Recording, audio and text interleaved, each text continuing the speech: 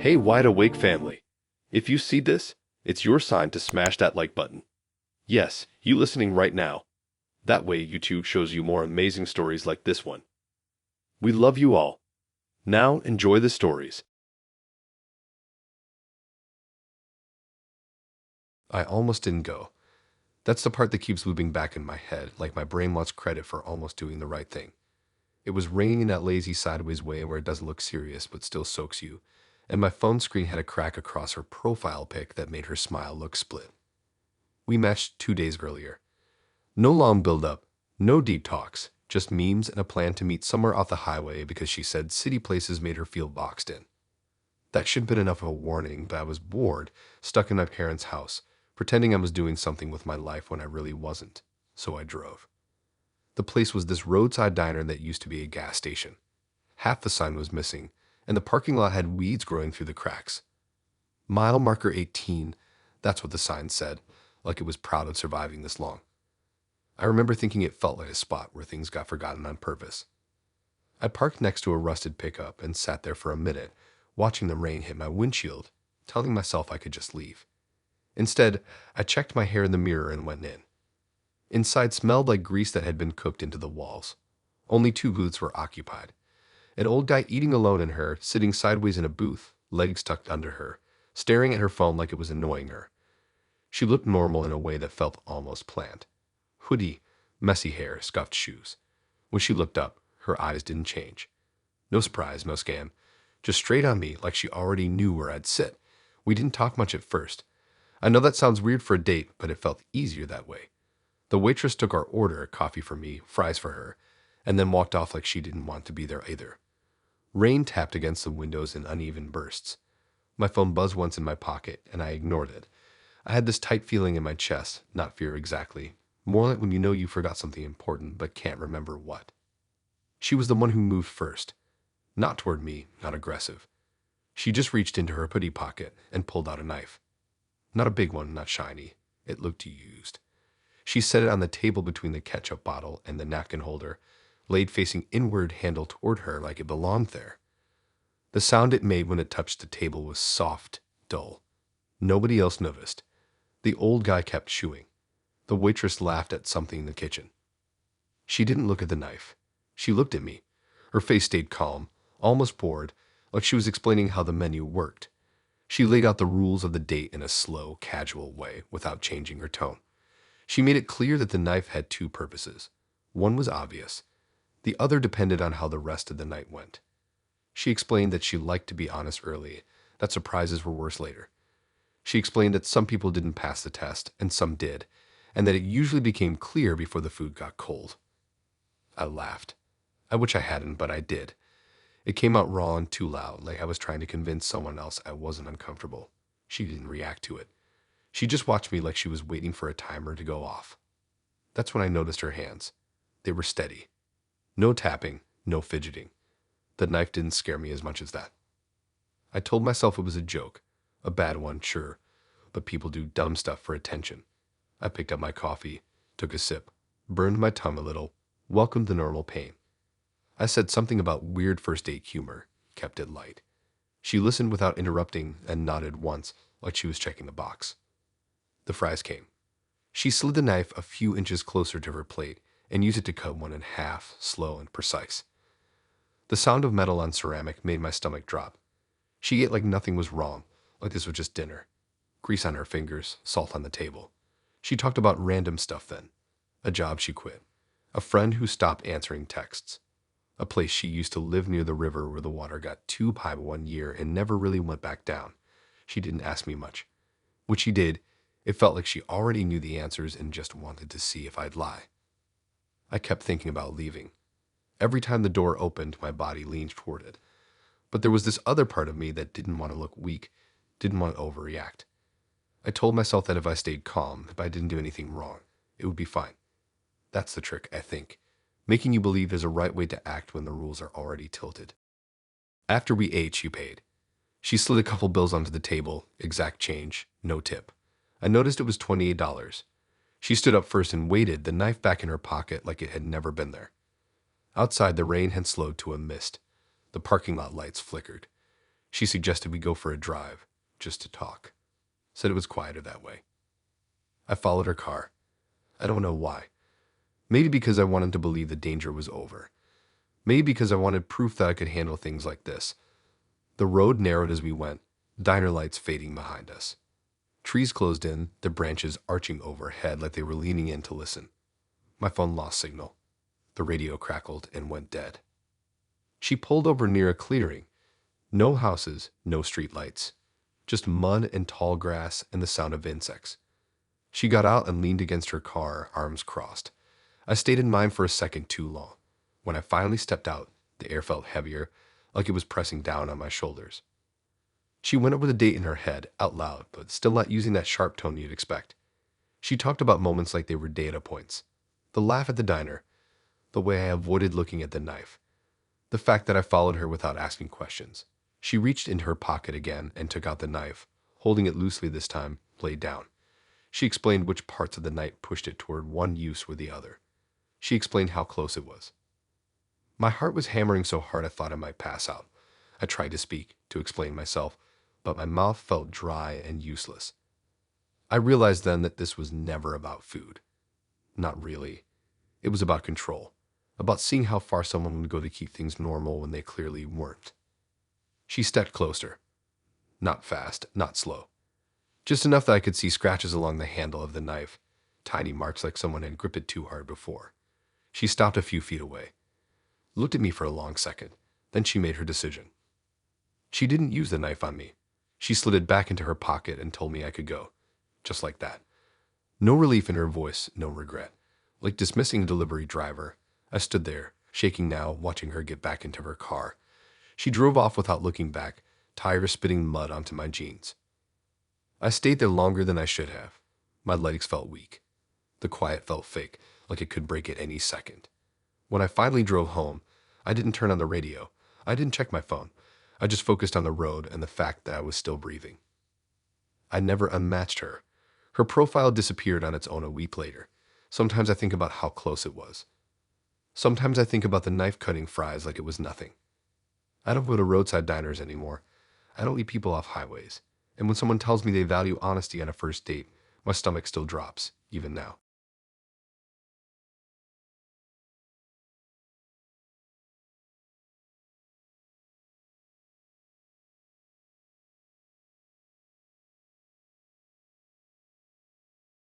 I didn't even want dinner. That's the weird part. I was full from gas station snacks and my stomach already felt off, like it knew something I didn't yet. But I'd already driven 20 minutes, already shaved, already told my friends I was finally meeting someone who didn't look like she hated fun. Turning around felt pointless, so I kept going, watching my guests bounce between bars like it wasn't sure where I belonged. The place she picked was an Italian restaurant wedged between a nail salon and a closed bake shop. The sign buzzed like it was about to give up. I sat in my car for a minute, scrolling through her photos again, trying to match the smile to a personality. She had that face where you couldn't tell if she was tired or just permanently unimpressed. I told myself that was normal. I told myself a lot of stuff. I went in first because she texted that she was parking. The inside was warm in that fake way, like the heat was hiding something stale. The walls were covered in framed photos of people I didn't recognize, all smiling too hard, all looking like they'd been there forever. I picked a table near the back, half booth, half chair, and stared at the menu without I reading it. The font was tiny, and the pages were sticky at the corners. That's when I noticed the staff. Not in a bad way at first, just in a noticing way. Every waiter that passed the table glanced toward the door instead of me, like they were waiting for someone specific. One of them smiled before anyone even walked in, like he was practicing.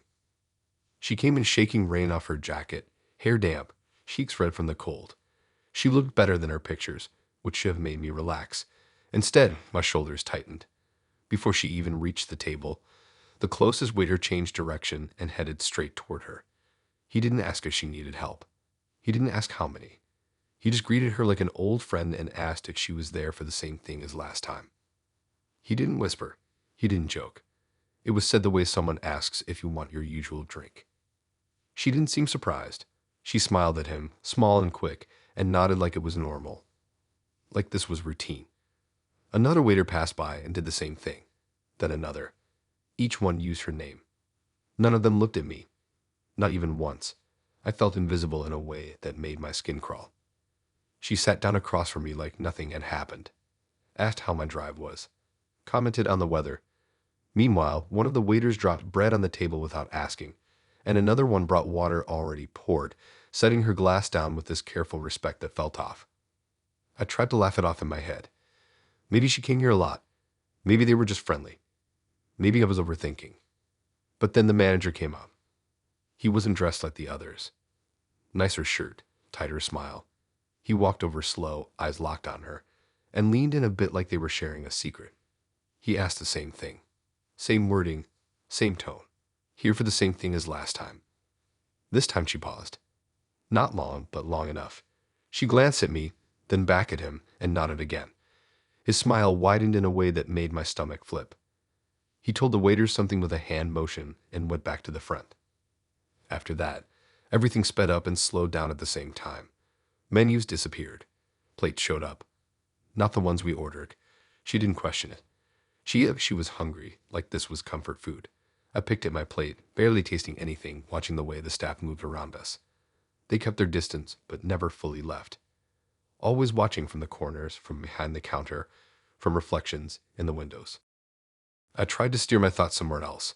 I focused on her voice, the way she talked about school, about her job, about random stuff that didn't connect.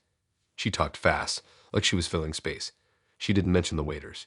She didn't mention the questions. It was like those moments didn't exist for her at all. At some point, I realized none of the other tables were occupied anymore. I couldn't remember them leaving. One second, there were families and couples. The next, it was just us. Chairs flipped onto tables. Lights dimmed slightly. The buzzing sign outside went quiet. I went to the bathroom just to get away, splashed water on my face, stared at myself in the mirror and tried to calm down. Told myself I could leave after this. Told myself nothing had actually happened yet. When I came back, the table was cleared except for her plate, still half full, and a new glass set in front of her. Something dark inside it. She didn't touch it. She noticed me staring and shrugged, like it wasn't important. She leaned back and asked if I trusted her. I didn't answer. I don't even know what my face did. My chest felt tight and my ears rang a little. I noticed the way the waiters had positioned themselves now. Not close, but blocking exits. One by the door. One near the hallway. The manager stood by the bar with his arms crossed, watching like this was a show he'd seen before. That's when it clicked that this place wasn't just a restaurant. It was a system, a routine. She wasn't special here because she was charming. She was special because she brought something back, something she left with last time. She stood up and grabbed her jacket, told me we should go, said she wasn't hungry anymore. The staff didn't stop her. They didn't stop me either, but their eyes followed every step I took. The manager nodded once as we passed, like we completed the step. Outside, the rain had stopped. The parking lot was empty except for our cars. The air felt too open after being inside. She walked ahead of me, keys in hand, and turned around only when she reached her door. That's when she told me finally what the same thing was. Not with details, not with drama, just enough to make it clear. She said this place helped her with things she couldn't finish alone, that the staff were careful and clean and knew how to handle messes. That last time, she came alone and it almost went wrong. This time she brought me. I felt sick. I took a step back without thinking. She watched me like she was measuring something, like she was deciding if I fit the space she'd made for me tonight. I don't remember getting in my car. I don't remember starting it. I just remember driving and not stopping until I was back home, sitting in my driveway with the engine running, hands locked on the wheel. My phone buzzed once, a message from her, saying she understood and that she'd try again somewhere else. I blocked her, deleted the app. I don't go out to eat much anymore. Sometimes I drive past that strip mall and the restaurant is dark, sign gone, windows covered. Sometimes I swear I see lights on inside anyway. Sometimes I think about how easy it would have been to stay, to let the night finish the way it always did.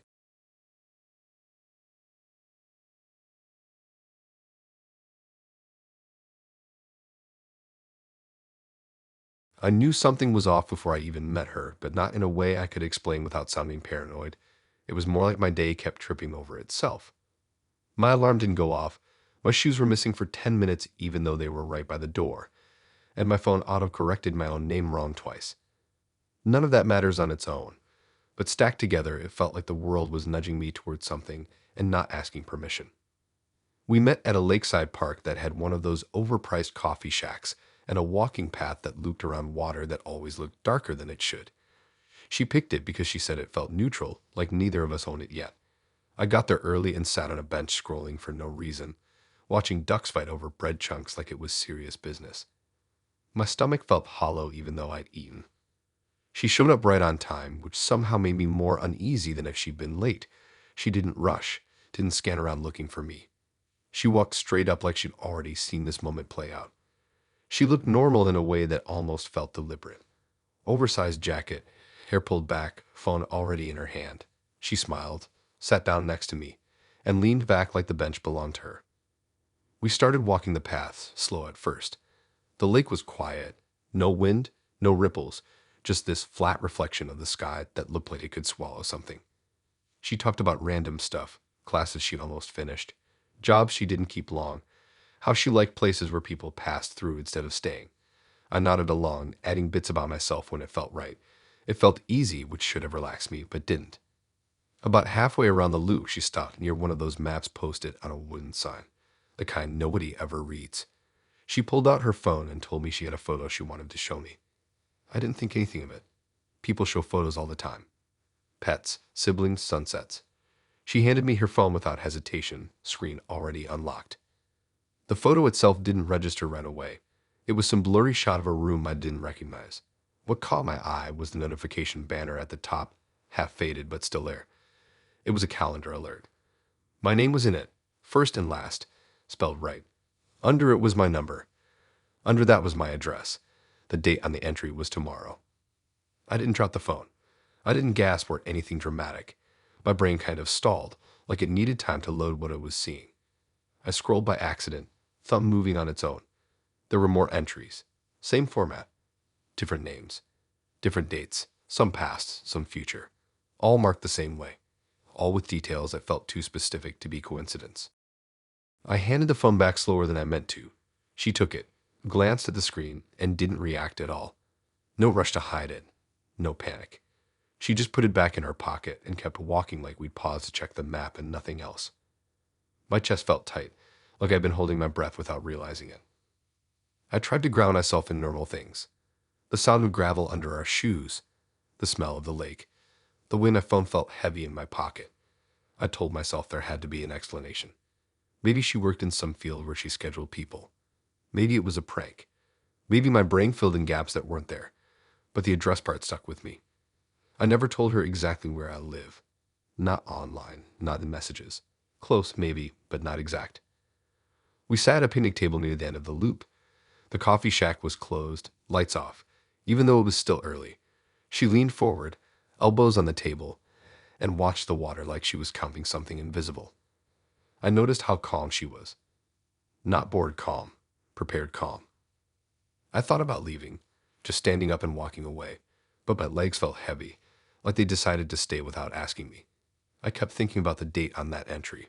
Tomorrow. Not weeks from now. Not someday. Like it was already planned and I was just behind. She eventually stood and said we should head back toward the parking lot.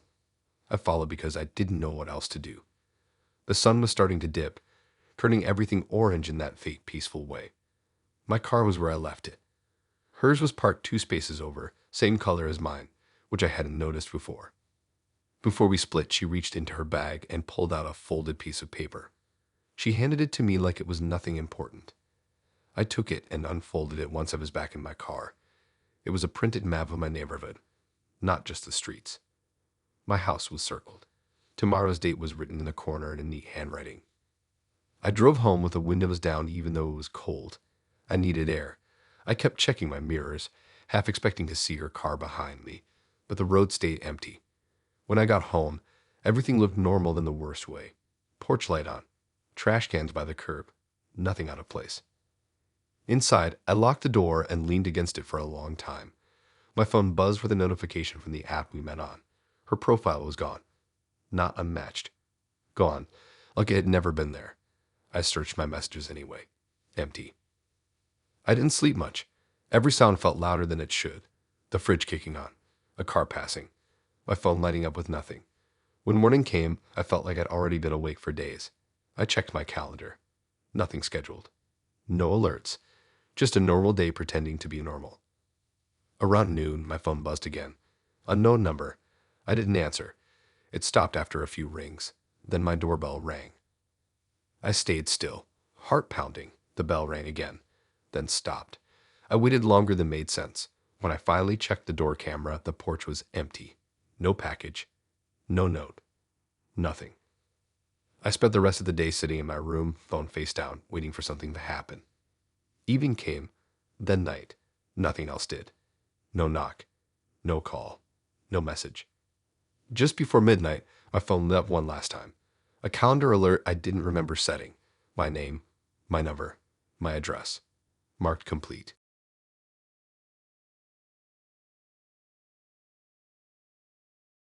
I knew the night was going to be weird before I'd even left my house because my reflection didn't feel cinched up with me. I stood in the bathroom brushing my teeth, and it felt like I was watching someone else get ready. Not in a deep way, just this annoying disconnect like lag in a bad video. I checked my phone 3 times to make sure the address was right, then checked again even though it hadn't changed. I almost canceled. I didn't. I told myself I was being dramatic and that first dates are always awkward in dumb ways. The place he picked wasn't a restaurant you go to accidentally. It was this narrow underground spot under an old bookstore downtown. You had to walk down chipped concrete steps with a flickering light and a handrail that felt greasy no matter how clean it looked. The sign outside was small and half hidden by posters for events that already passed. I'd lived near that area for years and never noticed it before. That should have mattered more to me than it did. I got there first and waited at the bottom of the stairs, pretending to check my phone while actually watching everyone who went in or out. Nobody did. The door at the bottom opened only once, just long enough to let warm air and the smell of garlic spill out. Then it shut again. I went down anyway because turning around felt like admitting something I didn't have words for. Inside was dim, but not in a cozy way. More like the lights were tired. Tables were close together, and the walls were lined with shelves of old books that looked real or were probably glued shut. There was a low hum in the air, like an old fridge working too hard. I picked a table near the side and sat with my back to the wall.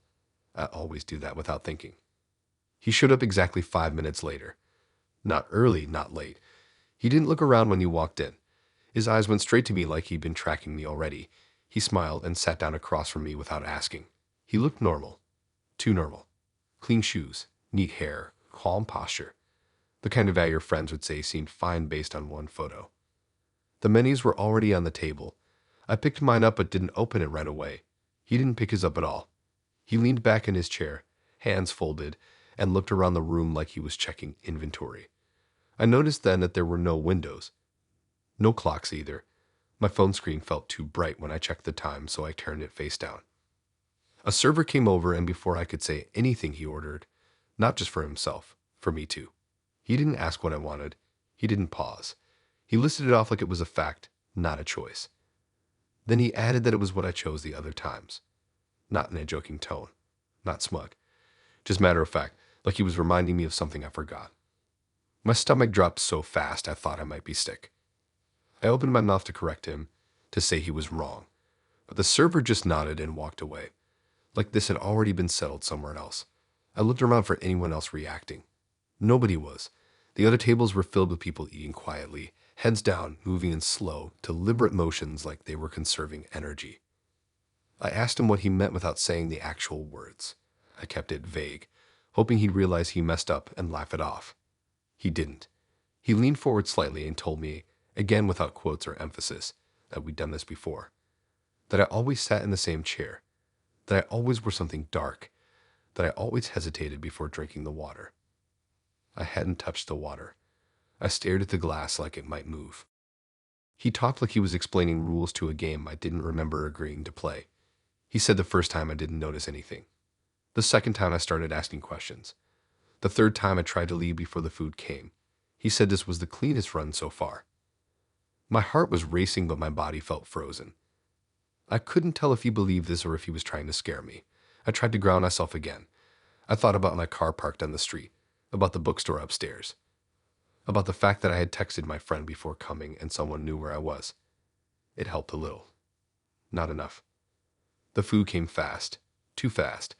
The plate set in front of me was exactly what I always order at places like this without thinking. Something safe. Something easy.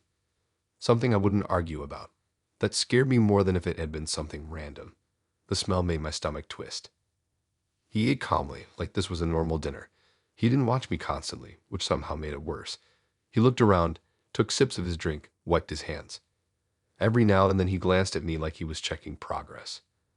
I realized then that he wasn't improvising. This wasn't a prank. He was following something. A pattern. Maybe one he didn't even create. I pushed the plate away. My appetite was gone. The hum in the room felt louder. I noticed the books on the shelves were random. Their spines were all the same color, same size, same fakeware. I reached out and touched one. It didn't move. It was part of the wall. I stood up. My legs felt weak, but they worked. The chair scraped loudly against the floor, and every head in the room turned toward me at the same time. Not fast. Slow, like they were allowed to look now. He stayed seated. He didn't chase me. He didn't raise his voice. He told me that leaving early always made things messier later. That finishing dinner was easier. That I never liked the after part. I walked anyway. The server appeared out of nowhere and locked the aisle just enough to slow me down. Not stopping me. Just guiding me back toward the table without touching me. I felt boxed in by bodies that weren't aggressive, just present. Something in me snapped then. Not loud, just clear. I ducked past the server and ran up the stairs two at a time, not caring how stupid I looked. The door at the top was heavier than I expected, but it opened. Cold air hit my face like a slap. I didn't stop moving until I was halfway down the block. I got to my car shaking so hard I dropped my keys. When I finally got inside and locked the doors, I started laughing. Not because it was funny, because my body didn't know what else to do. I sat there for a long time before driving home, checking my mirrors the whole way. When I got back to my apartment, everything looked the same. Too same. I went straight to my fridge without thinking and froze. On the top shelf was a takeout container from that restaurant. Same logo. Same smell leaking through the plastic. My name was written on the lid in my handwriting. I threw it out without opening it. Took the trash all the way to the dumpster outside even though it was late. When I came back in, my phone buzzed with a notification from the app. His profile was still there, still matched. A new message preview popped up saying we should try again, and that next time I should trust him when he orders. I blocked him. Deleted the app. I haven't gone back downtown since. Sometimes when I'm tired, I catch myself craving that exact meal. Sometimes I swear I can hear that low hum in my apartment late at night, like something waiting for me to sit down and finish.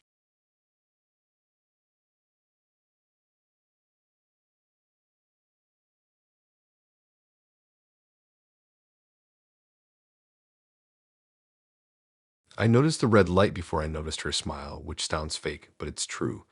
It was just sitting there in the corner of the room, small and steady, like it had no reason to hide. I didn't think camera right away. My brain went to charger light, router, smoke alarm, anything normal. The problem was that it didn't blink. It just watched. The day had already felt off before that. Not cursed or dramatic, just stretched thin. I slept through my alarm and still woke up tired.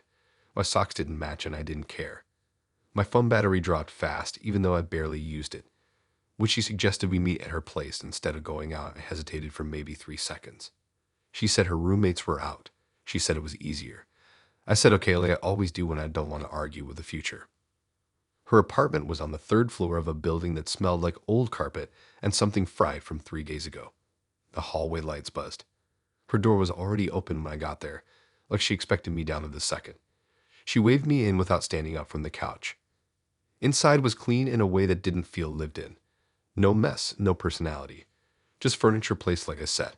The walls were bare except for one framed print that was hung slightly crooked on purpose, like someone wanted it to look casual.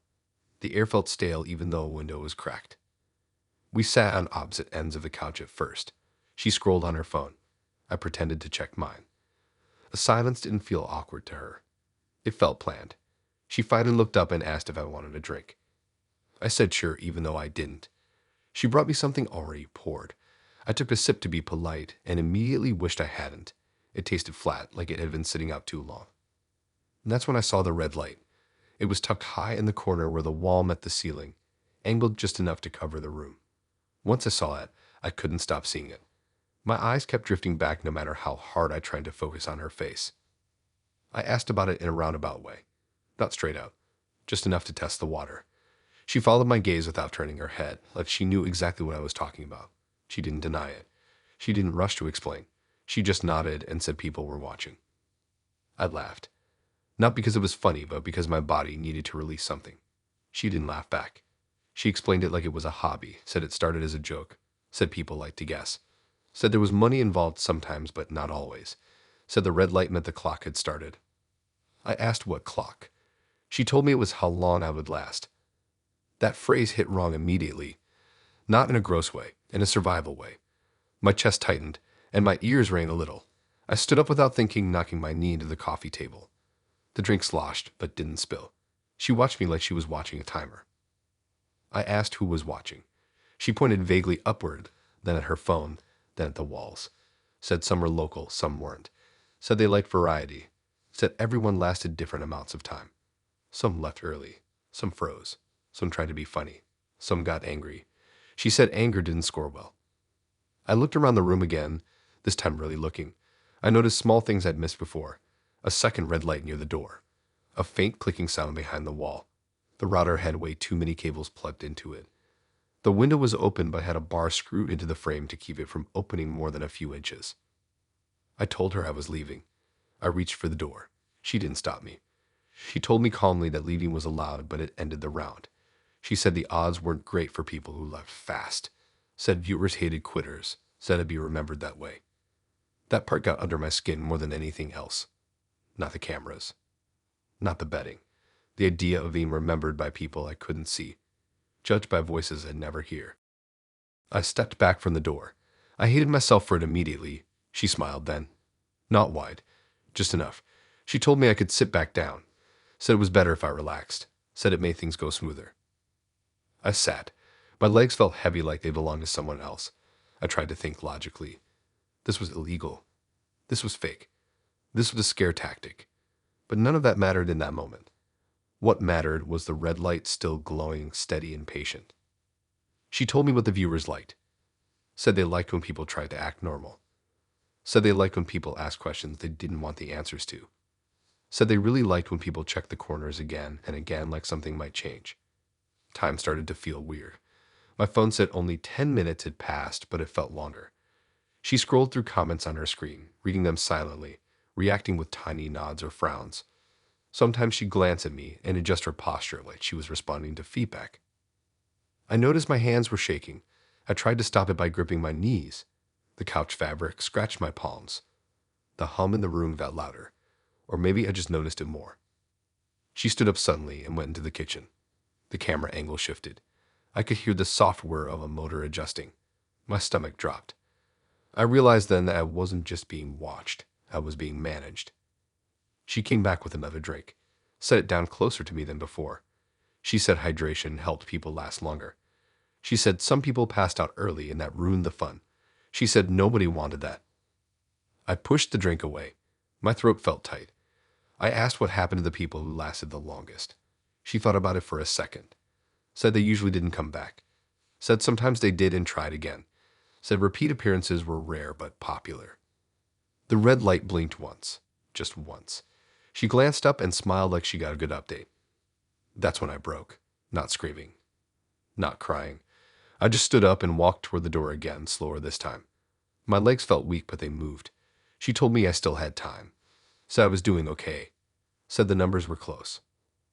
I opened the door and stepped into the hallway. The building felt colder than before. Quieter. I waited for something to happen. For someone to grab me. For the door to slam. Nothing did. I kept walking down the stairs, out into the street. I didn't stop walking until I was 3 blocks away. My phone buzzed in my pocket. Notification from an unknown app I didn't remember installing. It showed a timer. Stopped. Under it was my name and a number next to it. Not high. Not low. Average. I deleted the app. Turned my phone off. Went home and locked the door. I didn't sleep much. Every time I closed my eyes, I saw that red dot. Steady, patient, waiting. The next day, I checked the App Store out of curiosity, which I didn't have. It wasn't there. Nothing like it was. Her profile was gone too, like she'd never existed. Sometimes when I'm alone in my room at night, I check the corners without meaning to. Sometimes I swear I see a faint red glow reflected in the glass of my window. Sometimes I feel like the clock never really stopped. It just moved somewhere I can't see.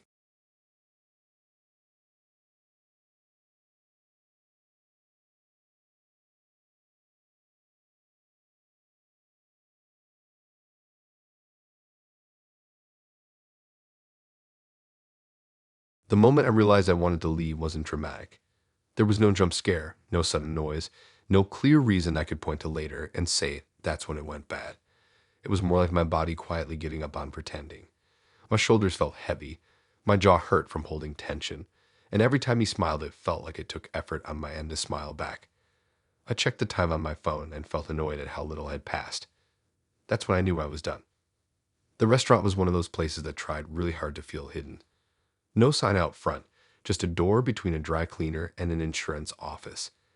Inside, the lights were low and warm, like they were trying to convince you to stay longer than planned. The walls were dark wood, the kind that absorbs sound, and there was a constant low music track playing that didn't have lyrics, just a loop that never seemed to end. I remember thinking it felt like a place designed to blur time. The date itself wasn't awful at first. He was fine. Not exciting, not terrible. The kind of guy who talked about himself just enough to seem confident, but not enough to be annoying. We talked about school, work, random stuff that didn't matter. I nodded, laughed when it felt expected, sipped my drink slowly. Nothing screamed danger. It just felt wrong in a quiet way, like wearing a shirt that doesn't itch but never quite fits. Halfway through our food, that heavy feeling in my chest got worse. I looked around and noticed things I hadn't before. There were no windows. I hadn't noticed because the walls were decorated with fake panels that looked like shutters. The tables were all identical, same scratches, same setup. Even the couples around us looked similar, all leaning in at the same angles, all laughing a second too late. I told myself I was overthinking. I always do that when I'm tired. I excused myself to go to the bathroom, mostly just to get some space. He nodded and went back to his plate without looking up, like he already knew I'd be back. The hallway to the bathrooms was narrow and longer than it should have been. The carpet muffled my steps so much it felt like floating. When I reached the bathroom door, I pushed it open and felt immediate relief. The lights were bright. The mirror was normal. I washed my hands, even though I didn't need to, just to feel the water and remind myself this was real. When I came back out, I didn't go straight to the table. I turned the other way, toward what I was sure was the front door. I remembered passing it when we came in. Dark wood, brass handle, a small stand with menus. I walked faster, heart beating harder with each step, already picturing the cold air outside. I reached the door and pushed it open. I stepped forward and almost bumped into the edge of our table. I stopped so fast my foot slid on the carpet.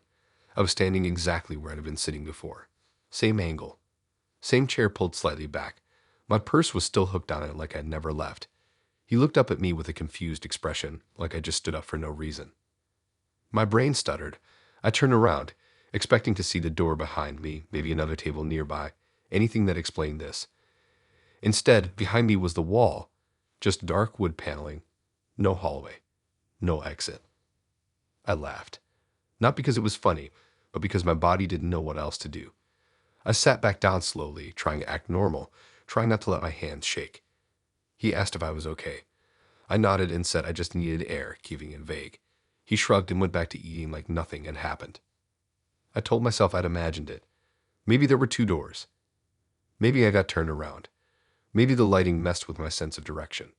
I forced myself to eat a few bites, chewing without tasting anything, waiting for my heart to slow down. It didn't.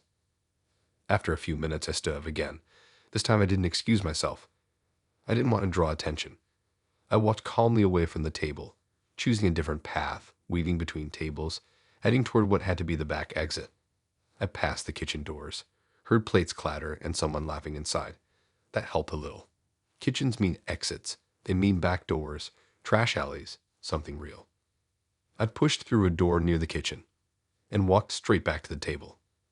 This time I stumbled. My knee hit the chair hard enough to hurt. My purse swung and knocked against the table leg. He caught it before it fell, handing it back to me with a look that felt too knowing, like he'd been waiting for this part. I didn't sit down. I stood there, breathing hard, staring at the room.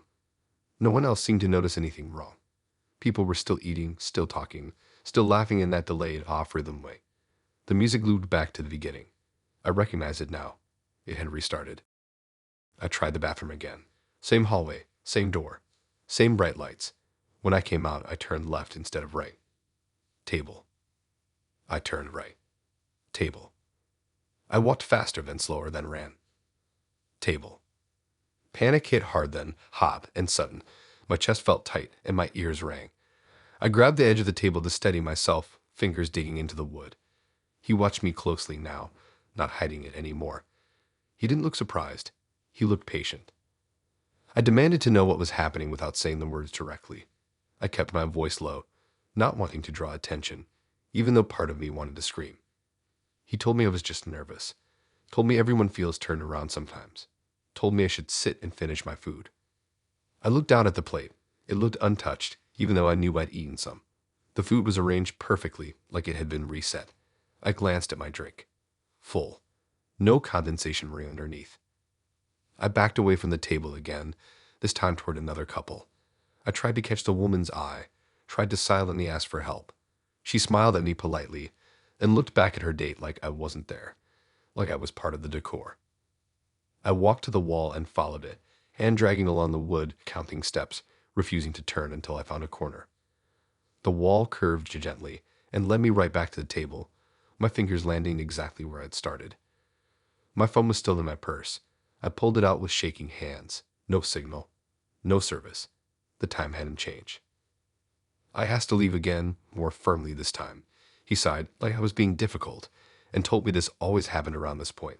Told me the room just needed me to settle. Told me it would stop if I stayed calm. That's when I noticed the staff. They were standing still now, lined along the walls, watching quietly. Not blocking anything. Not moving. Just present. Every time I tried to move away from the table, one of them would take a step. Not toward me, just enough to remind me they were there. I don't know how long it went on. Time didn't work right. Eventually, my fear burned itself out and left me exhausted. I sat down because my legs wouldn't hold me anymore. My head felt heavy. The music looped again. I don't remember finishing the date. I don't remember paying. What I remember is standing outside suddenly, cold air hitting my face so hard it made me gasp. I was on the sidewalk alone. The door behind me was gone. Just brick wall between the dry cleaner and the insurance office. My car was still there. My phone buzzed as soon as I unlocked it, notifications flooding in like they'd been waiting. Hours had passed. I drove home on autopilot. When I got inside my apartment, I dropped my purse on the table and sat on the floor, back against the couch, trying to slow my breathing. Later that night, when I finally checked my bag, there was a folded receipt inside. No total. No name. Just a single line printed over and over again down the page. Thank you for returning to your table.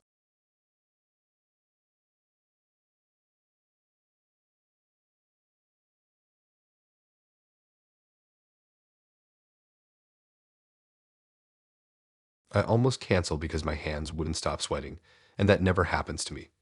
Not nerves, not anxiety, just this gross clammy feeling like my body was trying to warn me without words.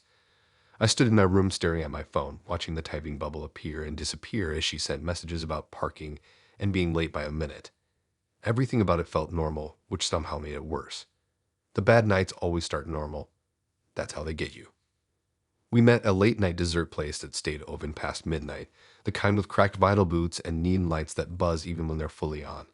It was almost empty except for one couple arguing quietly near the window and a kid behind the counter pretending not to notice.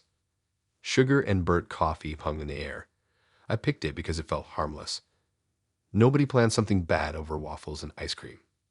She was already sitting when I walked in, scrolling on her phone with one leg tucked under her. She looked up and smiled like she was relieved as showed. Not excited, just satisfied. I slid into the booth across from her and immediately felt boxed in by the table like it was closer than it should have been. We talked for a while about surface stuff.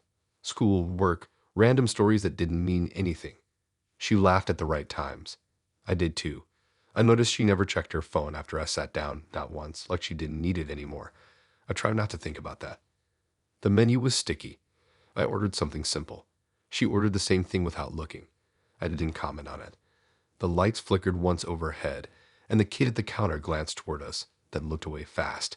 I told myself I was projecting. The conversation drifted. Not awkward, just loose. She asked questions that felt normal at first. Where I grew up. How long I'd been in my current place. Whether I liked being alone. I answered honestly because that's easier than inventing a version of yourself on the spot. Somewhere between bites, she leaned back and made a joke about something I had searched online late one night the week before. Something very specific. Not embarrassing in a public way, but private in a deep way. The kind of thing you only type when you're alone at 3 a.m., screen dimmed, telling yourself it doesn't matter because nobody will ever know. My brain went completely blank. I didn't react fast enough. I know that because I felt it, that lag, that moment where your face hasn't caught up to your thoughts. She watched me closely, eyes locked on mine, waiting, not smiling, not laughing, just observing, like she tossed a pebble into still water and was counting the rings. I tried to play it off, but my body betrayed me. My shoulders tightened. My stomach dropped. I felt heat rush up my neck. She noticed everything. She always did. That's when she smiled again, small and controlled, like she'd gotten confirmation. She said it casually, like it was nothing. Like people bring up favorite movies or childhood pets. She didn't repeat it, didn't explain how she knew. She just let it sit there between us, heavy and ugly and impossible to ignore. I asked how she knew that without asking directly. Kept my voice light. Kept my tone joking. She shrugged and said she paid attention. Said people left trails everywhere. Said most people didn't bother locking doors they couldn't see. I laughed, too loud, and took a big bite of food I didn't want. My hands were shaking. I hid them under the table. My heart was pounding so hard I could feel it in my throat. I tried to think of explanations. Mutual friends. Coincidence. Lucky guess. But she referenced details. Wording. The exact phrasing I typed. She leaned forward and rested her chin on her hand, studying me. She said she liked first dates because reactions were more honest before people learned how to hide them. She said the pause after a surprise told you more than words ever could. The lights flickered again. Longer this time. The arguing couple was gone. I hadn't noticed them leave. The kid behind the counter was staring at his phone now, back turned to us.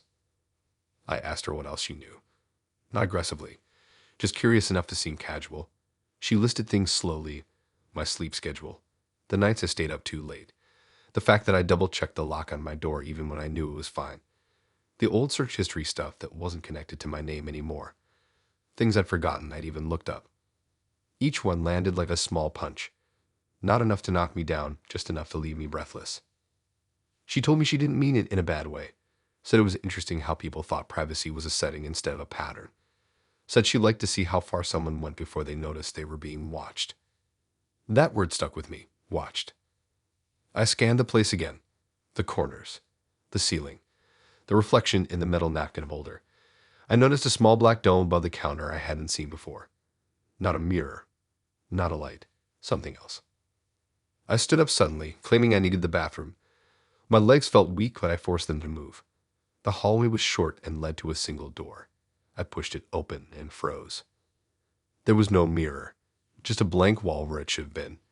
Sink, soap, paper towels, no reflection. I stared at my hands under the light, flexed them, needed proof I was still there. My phone had no signal. The time hadn't changed since I sat down. I splashed water on my face and went back out. She was still sitting there, same posture, same calm. She asked if I felt better. I nodded even though I didn't. She said people usually check the mirror first. Said she wondered if I would. I grabbed my jacket. Didn't care if it was rude. Didn't care if it looked dramatic. I told her I was leaving without explaining. She didn't argue. She just watched me with that same measuring look. As I walked toward the door, she told me one last thing. She said the search that made her curious wasn't even the worst one. She said the earlier ones were more interesting. She said she liked patterns. I didn't turn around. Outside, the air felt sharp and cold. My chest burned when I breathed. I got to my car and locked the doors before I'd even sat down. My phone buzzed as soon as I started the engine. A notification from a site I hadn't visited in years. A reminder about something I had searched once and tried to forget. I drove home fast, checking mirrors the whole way. When I got inside, I unplugged my router, turned off my phone, sat in the dark for a long time listening to my own breathing. Later that night, curiosity got the better of me. I turned my phone back on and checked my search history. Everything from that night at 3 a.m. was gone. Not cleared. Not erased. Just missing. Like it had never happened. But she knew it did.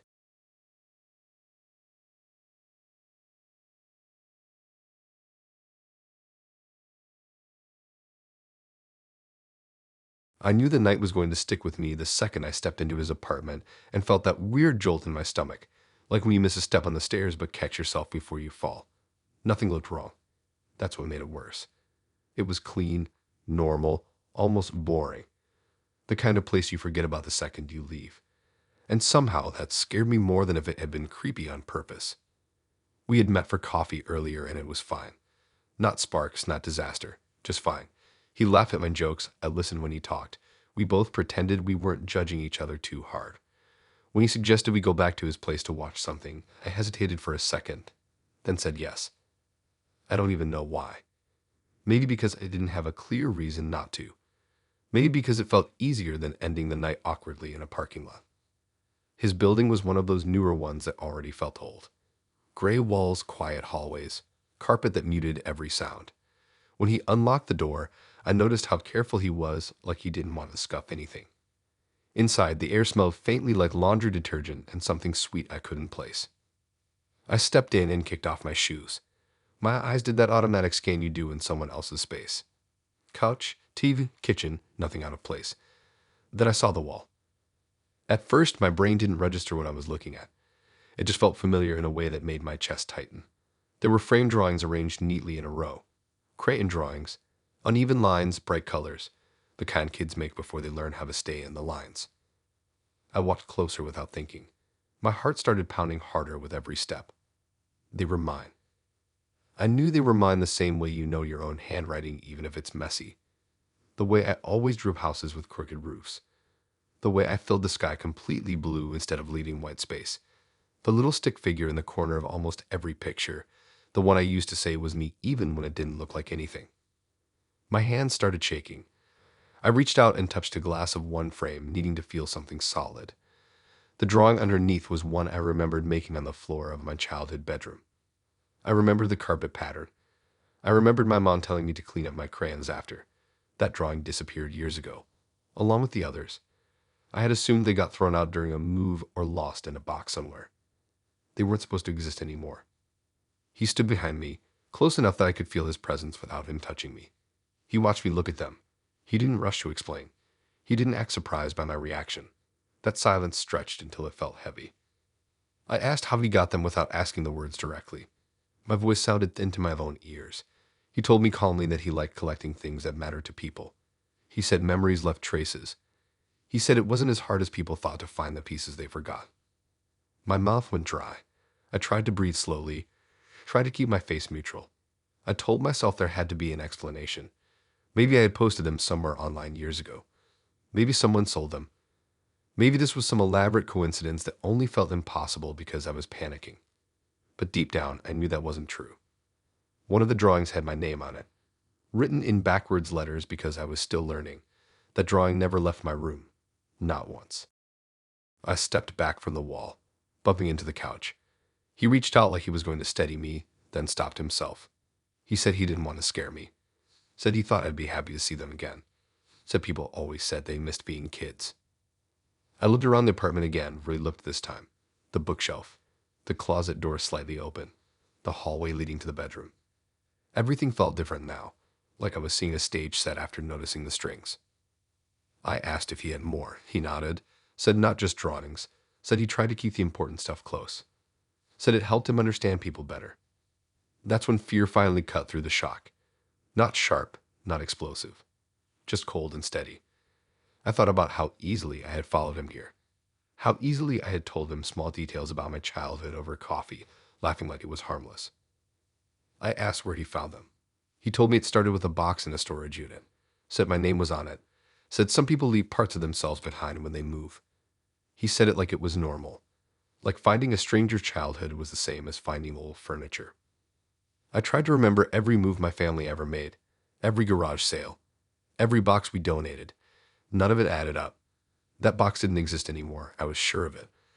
I told him I needed to leave.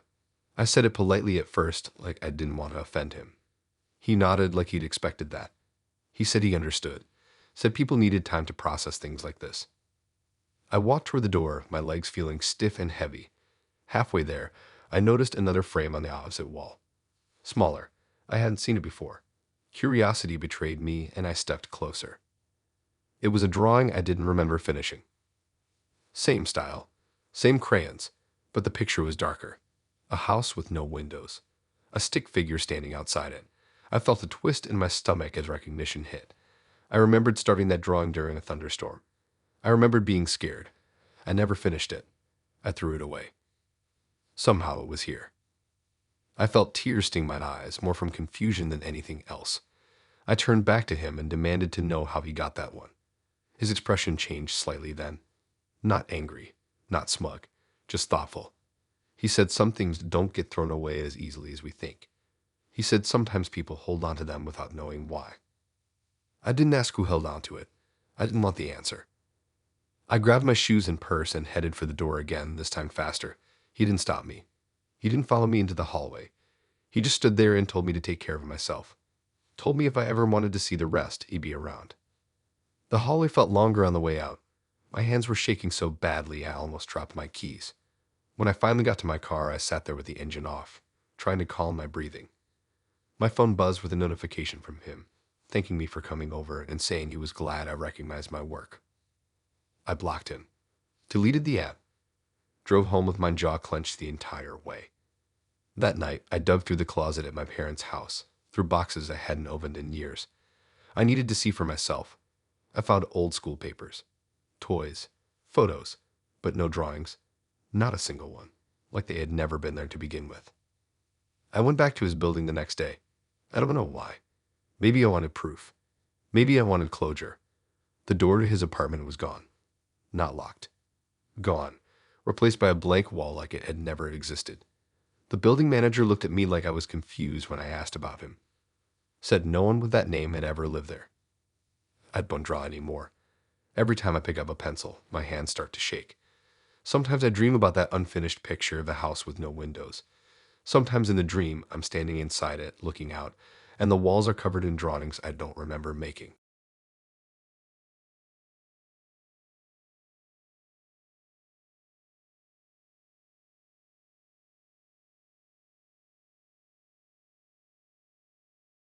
I didn't even want to look cute that night. That's how low my expectations were. I threw on whatever was clean, brushed my hair fast, and told myself it was just a first date, and it didn't have to mean anything. I remember thinking that if nothing else, it would get me out of the house for a few hours.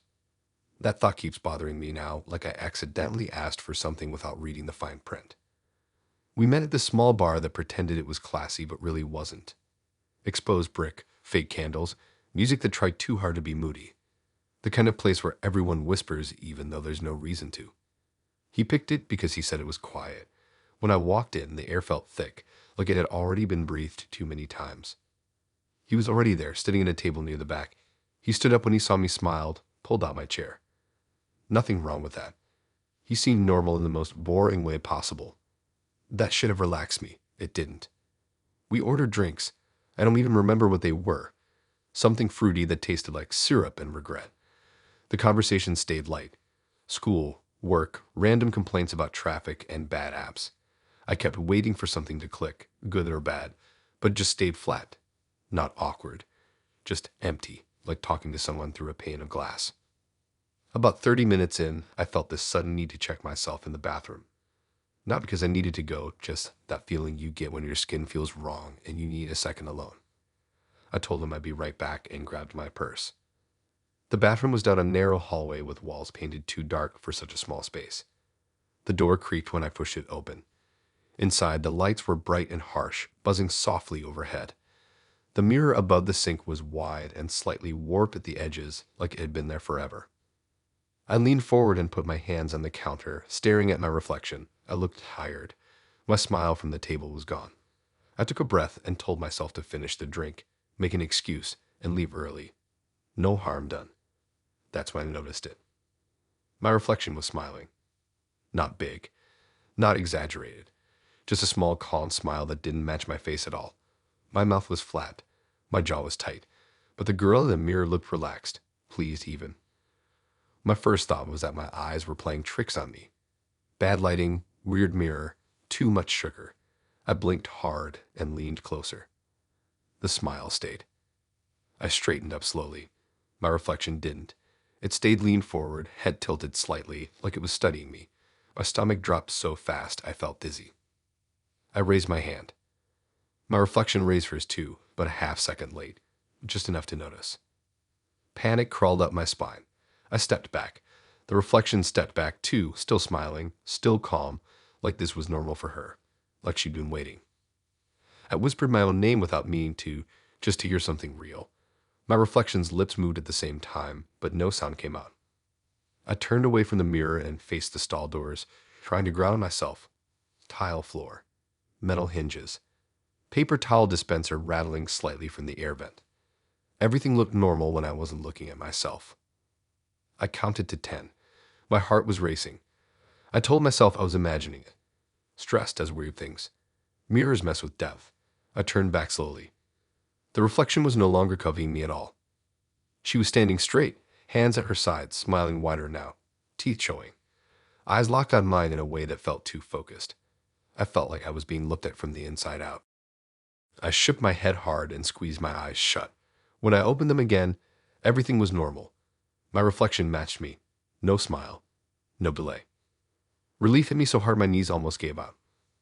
I washed my hands even though they were already clean. I dried them carefully. I avoided looking at the mirror more than necessary. I told myself to leave the bar, go home, forget the whole thing. When I stepped back into the hallway, the noise of the bar rushed back in. Laughter. Glasses clinking. Music. It felt too loud now, like the world had turned its volume up. He was still sitting at the table, scrolling on his phone. He looked up when he saw me and smiled. A normal smile. I sat back down, my hands still shaking slightly under the table. He asked if I was okay. I said yes without thinking. I didn't trust myself to explain anything. The words would have sounded ridiculous even to me. We sat there for a few minutes in silence that felt heavier than before. He watched me in a way he hadn't earlier. More attentive, like he was waiting for something. Then he said something that made my stomach twist. He mentioned that I smiled a lot in the bathroom. I froze. I hadn't told him anything. He couldn't have seen me. The bathroom door didn't have a window. I asked how he knew that, trying to keep my voice casual. He shrugged and said mirrors show more than people think. The music seemed to dip for a second, like someone turned a knob down and back up. I felt cold even though the room was warm. I told him I was leaving. I didn't dress it up. I didn't apologize. I grabbed my purse and stood up. He didn't stop me. He just watched, that same calm expression on his face, like he knew something I didn't. As I walked toward the exit, I caught my reflection in a framed mirror on the wall. For a split second, the girl looking back at me was smiling again. Not me, her. I didn't look back after that. Outside, the air felt sharp and clean. I took deep breaths until my chest stopped hurting. My phone buzzed with a message from him saying he had a nice time and hoped I got home safe. I didn't reply. When I got home, I went straight to my bathroom and turned on every light. I stood in front of my mirror for a long time, watching my face change with every thought. Fear, relief, confusion. Everything matched. No delay, no extra smile. I went to bed exhausted, telling myself it was over. The next morning, I brushed my teeth half asleep and glanced up. My reflection smiled before I did.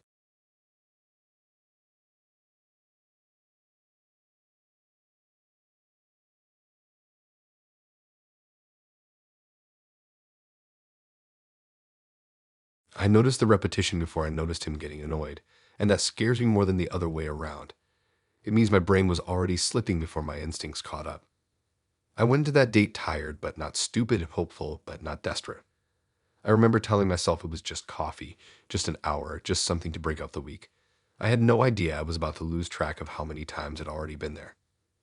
We met at a quiet cafe on the edge of town, one of those places that looks like it used to be a house.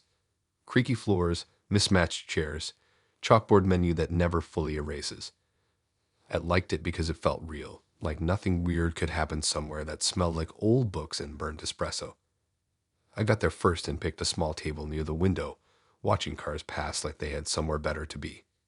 He showed up a few minutes later, shaking rain off his jacket, apologizing for traffic in that casual way people do when they're not actually sorry. We sat down and ordered. Nothing fancy. The barista nodded like she'd seen us already that day, which I didn't think about until later. The conversation started easy. Too easy. We talked about where we grew up, what we did now, the usual first date filler that doesn't mean anything but fills the space. I remember answering his questions without thinking, like my mouth was on autopilot. I remember laughing at the right times. I remember feeling like I'd done this before, but I brushed it off as nerves. About 20 minutes in, I realized I was bored. Not just bored with him, bored in a deeper way, like my brain had already checked out. I checked the time on my phone and frowned. It felt like we'd been sitting there longer. I told myself time always feels weird when you're not having fun. Then the conversation drifted to hobbies. I felt my stomach drop when I heard myself explain my favorite way to spend a free afternoon, using the exact same phrasing I always do. Not just the idea, but the rhythm, the same pauses, the same dumb joke at the end. I watched his face and saw recognition flicker there too, like he knew what was coming next. He responded with his usual answer, the one he'd already given me, the one I remembered nodding at earlier. That's when it hit me. This wasn't the first time we had this conversation. It was the second. My heart started racing. I tried to interrupt, to steer things somewhere else, but somehow the conversation kept snapping back into place, like a rubber band. We moved from hobbies to work, from work to family, following the same path we'd already walked. Every time I tried to jump ahead or change direction, he gently corrected me, guiding us back like we were off script. By the time we reached the part where we talked about why we were both single, my hands were shaking under the table. This was the third time. I knew because this time he reacted differently. His smile didn't quite reach his eyes anymore. His posture stiffened. When I hesitated before answering a question I had already answered twice, his jaw tightened. He finished my thought for me, word for word, like he was tired of waiting. I felt dizzy. The cafe felt smaller, the walls closer. The noise around us dulled like someone had stuffed cotton in my ears. I tried to ground myself by focusing on details. The crack in the mug handle. The water stain on the table. The same song playing overhead, restarting again without me noticing it had ended. I asked him if we talked about this already without saying it directly. I laughed it off.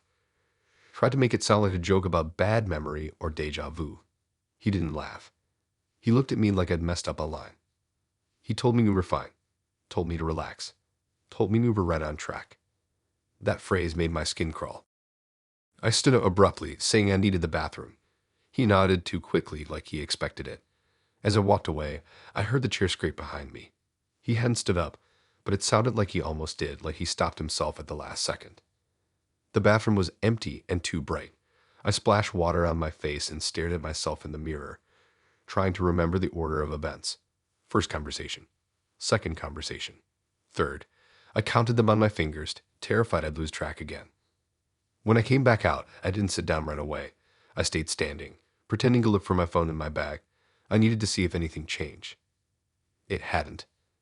He picked up the conversation exactly where it had paused, repeating the last sentence he'd said before I left. Same tone, same inflection, like I hadn't gone anywhere. My chest tightened. I sat back down because drawing attention felt dangerous in a way I couldn't explain. I nodded, letting him continue, trying to stay quiet this time. I wanted to see how long it would go if I didn't feed it. It still happened. He asked the next question, the one about future plans, the one that always came next. When I didn't answer right away, he sighed. Not loudly, just enough to show irritation. He told me I always hesitated here. Told me it was frustrating because this part mattered. Told me we didn't have time to keep restarting. Restarting. My blood went cold. I asked him what he meant, careful not to say too much. He rubbed his face with his hands like he was tired, like he'd been dealing with this all night. He told me some people took longer to get through it. Told me I was close. Told me I just needed to focus and stop breaking the flow. The barista walked past our table then, setting down a clean mug. She glanced at me with something like pity, then looked away fast. I realized I hadn't seen anyone new enter the cafe since I arrived. The same customers sat in the same spots, moving in the same patterns. One guy stirred his drink every few seconds, stopping and starting like a glitch. I tried to stand up again. This time he reached out and grabbed my wrist. Not hard, but firm. His face changed then. The calm cracked. His irritation spilled through. He told me we were almost done, told me he didn't want to reset again, told me that earlier versions of me were easier. I yanked my hand back and stood up, knocking my chair over. The sound echoed louder than it should have. Everyone turned to look at me at the same time. Every head, every pair of eyes. The room went quiet. He stood up slowly, smoothing his jacket like he was trying to regain control. He told me I was ruining it. Told me we'd been doing so well. Told me I always panicked right before the end.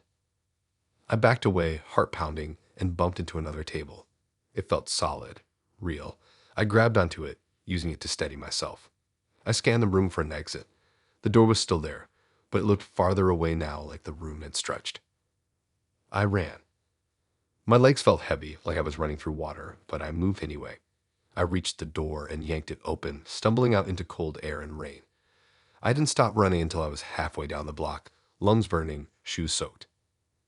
I leaned against a brick wall, gasping, trying to convince myself it was over. My phone buzzed in my pocket. A message from him popped up, asking where I went and saying we were almost finished. Almost finished. I blocked him with shaking fingers, deleted the app, wiped my hands on my jeans like I could scrub the feeling off. The next day, I passed that cafe on my way to work. The windows were dark.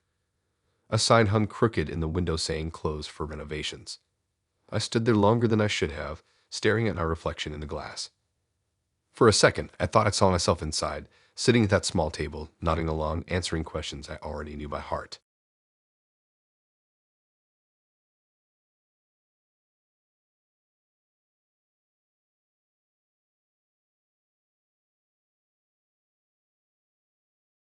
I keep replaying the first moment I should notice something was wrong, and it's embarrassing how small it was.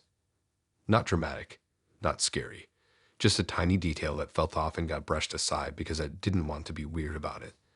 That's how this stuff gets you. It waits until you decide to be polite instead of honest. We met at a mid-range restaurant near the river, the kind of place that looks fancy online but feels a little tired in person. Soft lighting, cloth napkins, music that stays low enough you don't notice it unless it stops.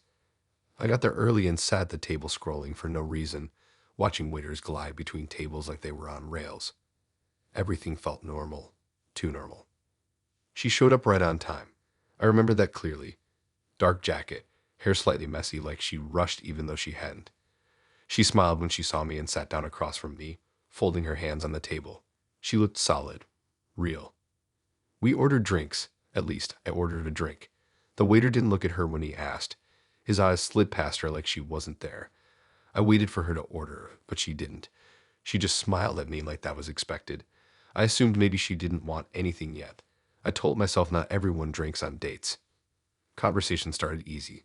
Small talk, jokes, the usual first date stuff.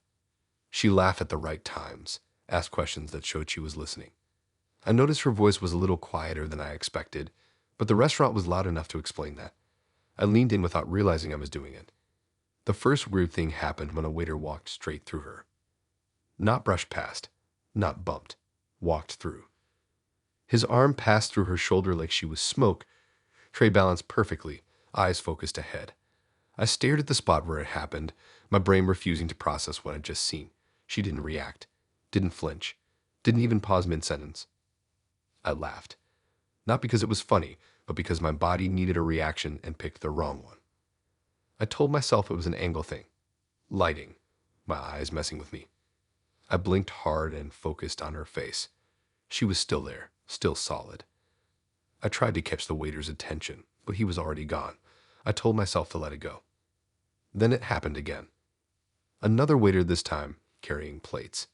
He cut right across our table, straight through where her arm rested. Plates didn't wobble. Sauce didn't spill. It was clean and impossible. I looked around the restaurant, waiting for someone else to react. Nobody did. Tables were full, people eating, laughing, completely unaware. It was like I was the only one seeing it. She noticed my reaction then, curious. She tilted her head slightly and asked why I looked like that without saying the words directly. I stared at her, trying to figure out how to explain something that made no sense. I gestured vaguely toward where the waiter had walked. She followed my eyes, then looked back at me with a soft, almost sad expression. She asked why I was pretending not to notice. That sentence hit me harder than anything else. I told her I wasn't pretending. My voice came out strained. She sighed, leaned back in her chair, and said this always happened around this point. Said people either saw it or they didn't. Said I was doing both. I watched her hands as she spoke. That's when I noticed something else. The tablecloth pattern showed faintly through her fingers, like she wasn't fully opaque anymore. It was subtle. If I wasn't already panicking, I might have missed it. I leaned forward and reached for her hand without thinking. My fingers met resistance at first, then slipped slightly, like touching something between solid and air. I pulled back fast, heart pounding. She looked down at where I'd touched her and nodded like she confirmed something. She said she was fading faster tonight. Said maybe the lighting in here was bad for her. Said it wasn't my fault. I asked what she meant by fading, my voice barely steady. She looked at me then, really looked, like she was deciding how much truth I could handle. She told me she didn't always stay long in places like this. Said she borrowed time. Said first dates were easier because people were already half pretending. Another waiter walked straight through her chair. The chair didn't move. She didn't move. The waiter didn't slow down. I felt dizzy. The room felt tilted, like gravity had changed slightly and my body hadn't caught up. I stood up abruptly, knocking my chair back. People glanced over and annoyed, then went back to their meals. I told her we needed to leave. She shook her head gently and said it wouldn't help. Said she couldn't go much farther than this. I noticed then that her outline wasn't as sharp anymore. The edges of her jacket blurred into the background. The color of her hair looked washed out, like an old photo left in the sun. My chest felt tight, panic building fast. I asked why the waiters couldn't see her. She said some people couldn't interact with what was already moving on. Said they were trained not to notice. Said it made things smoother.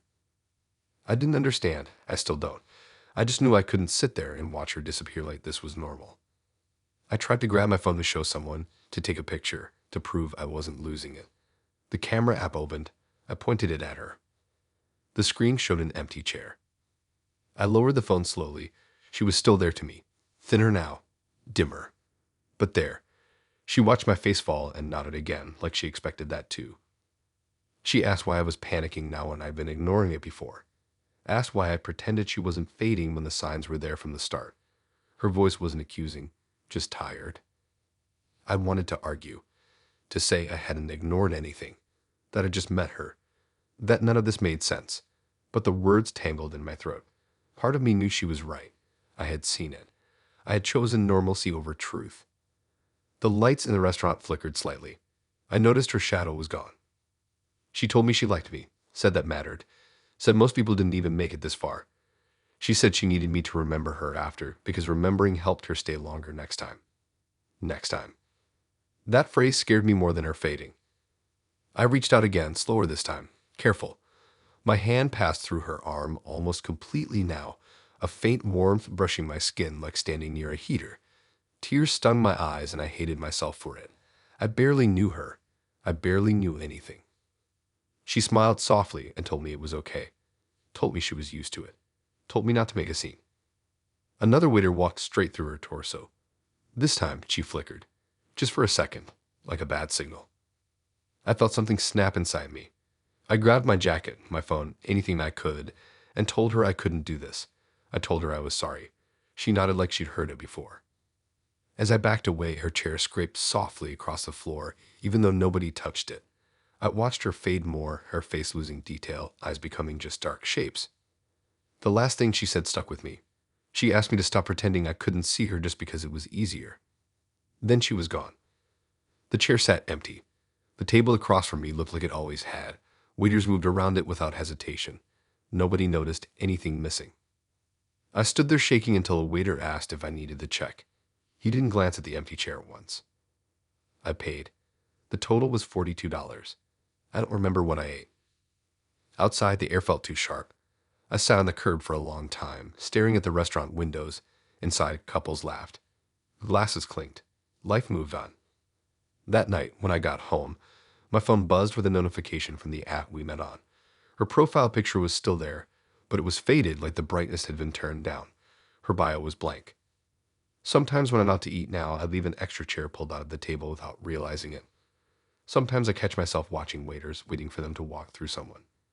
Sometimes I think I see her reflection in windows thinner than before, smiling like she's glad I finally stopped pretending.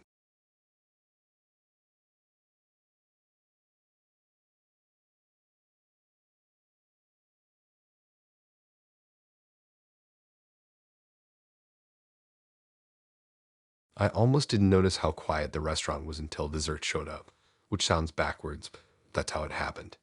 It wasn't silent, not technically. There was music, forks clinking, low talking, but it all felt padded, like the sound was wrapped in thick fabric. I remember thinking it felt like being underwater without the panic part yet, just slow and muffled and wrong in a way I couldn't name. We met at the place that specialized in desserts, the kind of restaurant that pretends sugar can fix anything. Pastel walls, handwritten chalk menus, tiny spoons laid out like they mattered. He suggested it because he said dinner dates were too serious. I agreed because I didn't want serious. I wanted light. I wanted an hour that didn't stick to me. He was already there when I arrived, sitting in a corner booth with his phone face down. He smiled when he saw me and stood up too fast, like he'd been waiting longer than he said. I slid into the booth across from him and immediately felt like the table was closer than it should be, like it had shifted while I wasn't looking. Everything before dessert was normal enough to almost trick me. We talked about dumb stuff, shows we half watched, places we wanted to go but never would. He laughed easily, maybe too easily, like he was filling silence before it could settle. I noticed he mirrored my movements a lot.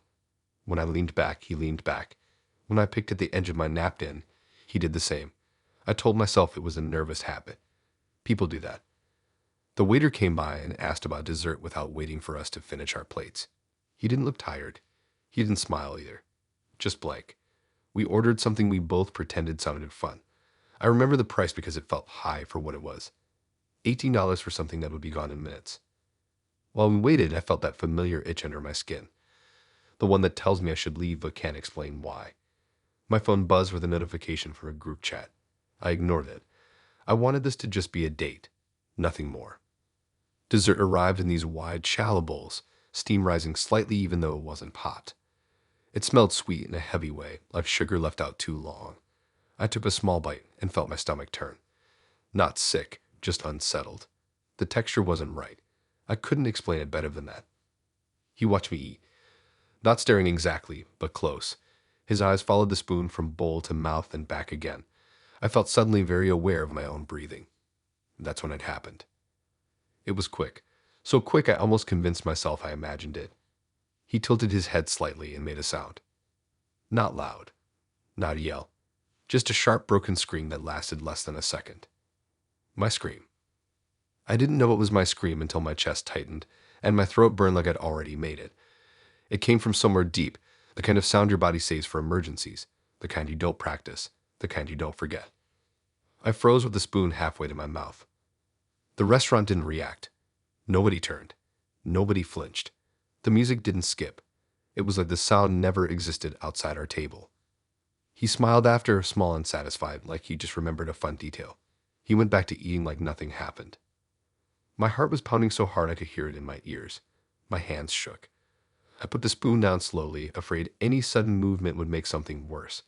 I tried to laugh it off in my head, tried to tell myself it was coincidence. People imitate sounds.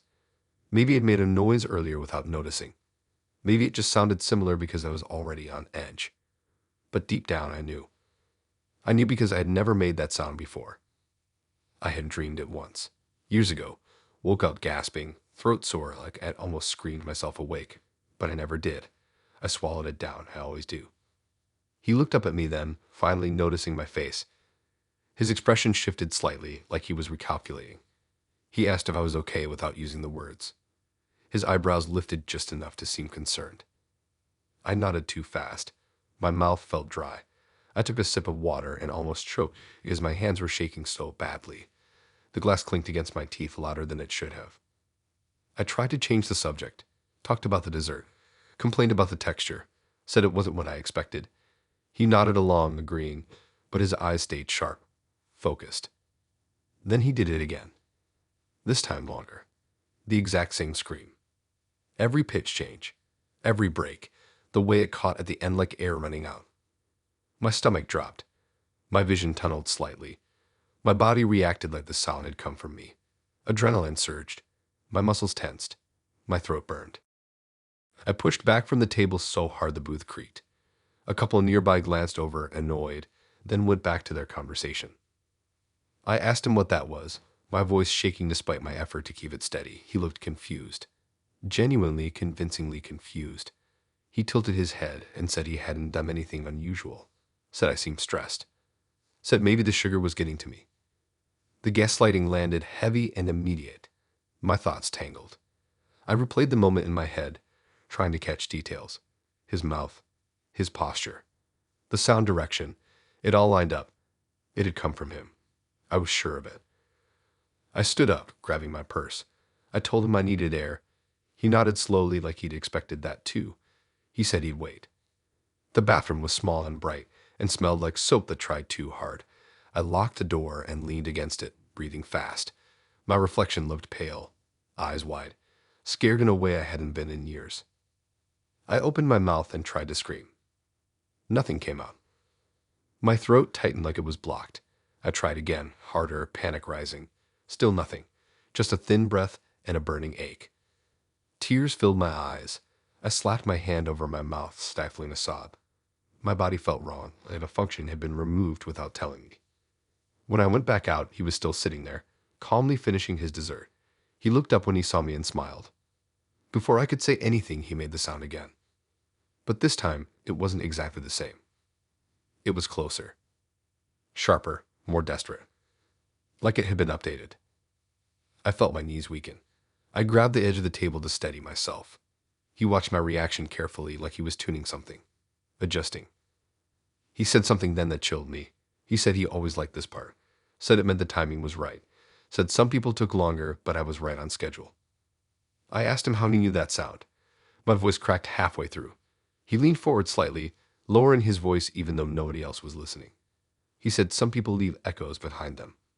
Said fear is loud even when you don't let it out. Said he was good at listening. I backed away slowly, eyes locked on him. I felt like prey. Not in a dramatic way. In a quiet, inevitable way. I turned and walked toward the exit without waiting for a response. My legs felt heavy, but they moved. I didn't run. I didn't want to draw attention. I pushed through the door into cold night air and kept walking until the restaurant lights were far behind me. I didn't stop until my chest stopped hurting. When I got home, I locked the door and slid down against it, shaking. My throat still burned. I tried to scream again into a pillow this time. Nothing. The next morning, my voice was hoarse like I'd been yelling all night. My phone buzzed with a message from him saying he had a good time and I hope I got home safe. Attached was a voice memo. I deleted it without listening. Later that day, when I was alone in my apartment, I dropped a glass by accident. It shattered on the floor with a loud crack. And I screamed. The sound that came out of me was wrong. It wasn't mine anymore.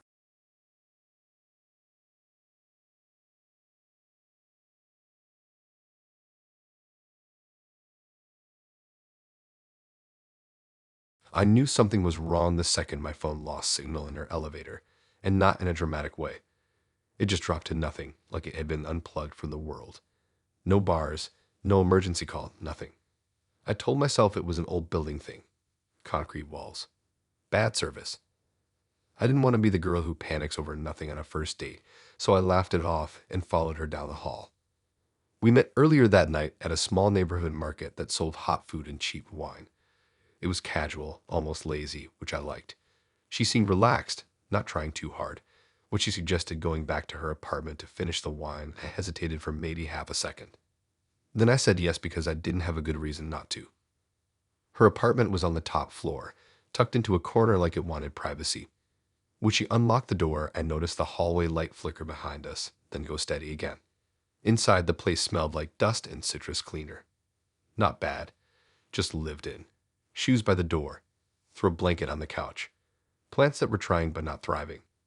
What caught my eye right away were the photos. They were everywhere.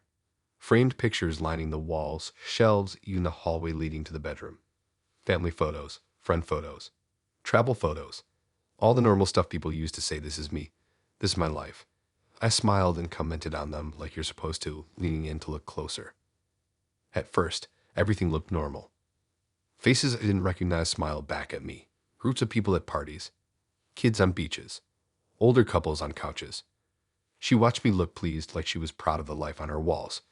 She poured the wine and handed me a glass, then sat on the couch and kicked off her shoes. We talked for a bit, sitting close but not touching. The wine was cheap but drinkable. The room felt quiet in a comfortable way. I started to relax, which makes what happened next feel even worse. I glanced back at the wall of photos while she talked, and something felt off. Not obvious, just wrong enough to tug at my attention. I leaned forward and squinted at one frame near the corner. The face in it had changed. I don't mean it looked different. I mean it wasn't the same face anymore. Where there had been a smiling guy with dark hair earlier, there was now someone else. A man with the same general shape, but older. Thinner. His skin looked dull. One eye was swollen like it had been hit. His expression wasn't smiling. It was tight. Scared. I felt my stomach drop. I looked at the next photo. Same thing. Different body, same face. Older. More worn. Faint bruising along the jaw. Eyes wide, like he was looking past the camera at something terrible. I blinked hard and looked back at the first photo. The face was still there. Not flickering. Not shifting. Solid. Real. I slowly stood up, my heart starting to race. She noticed and asked what I was doing, but I didn't answer right away. I walked along the wall, checking frame after frame. Every single face was him. Not the same version of either. Some looked younger, some much older. All of them looked hurt in different ways. Split lip, dark circles, bruises blooming under skin, and all of them had the same expression. Terrified. My breath came fast and shallow. I backed away from the wall and bumped into the coffee table, sloshing wine onto the rug. She stood up quickly, concern flashing across her face, but there was something else there too, recognition. I asked her what this was without saying it straight. My voice shook despite my effort to keep it calm. She looked at the photos, then back at me, and sighed like this was a conversation she'd been avoiding. She told me it didn't always happen this fast. Told me sometimes it took hours, sometimes days. She said the photos showed who people really were underneath once they stayed long enough. I told her that face was the same in every frame. She nodded, said yes, said it was mine. I laughed. A sharp, ugly sound that didn't feel like it came from me. I told her she was wrong. That I'd never been in her apartment before. That she didn't even know me. She stepped closer and touched my arm. Her hand was warm. Solid, real. She said she knew me better than I thought. Said people always looked the same when they were breaking. I pulled my arm away and back toward the door.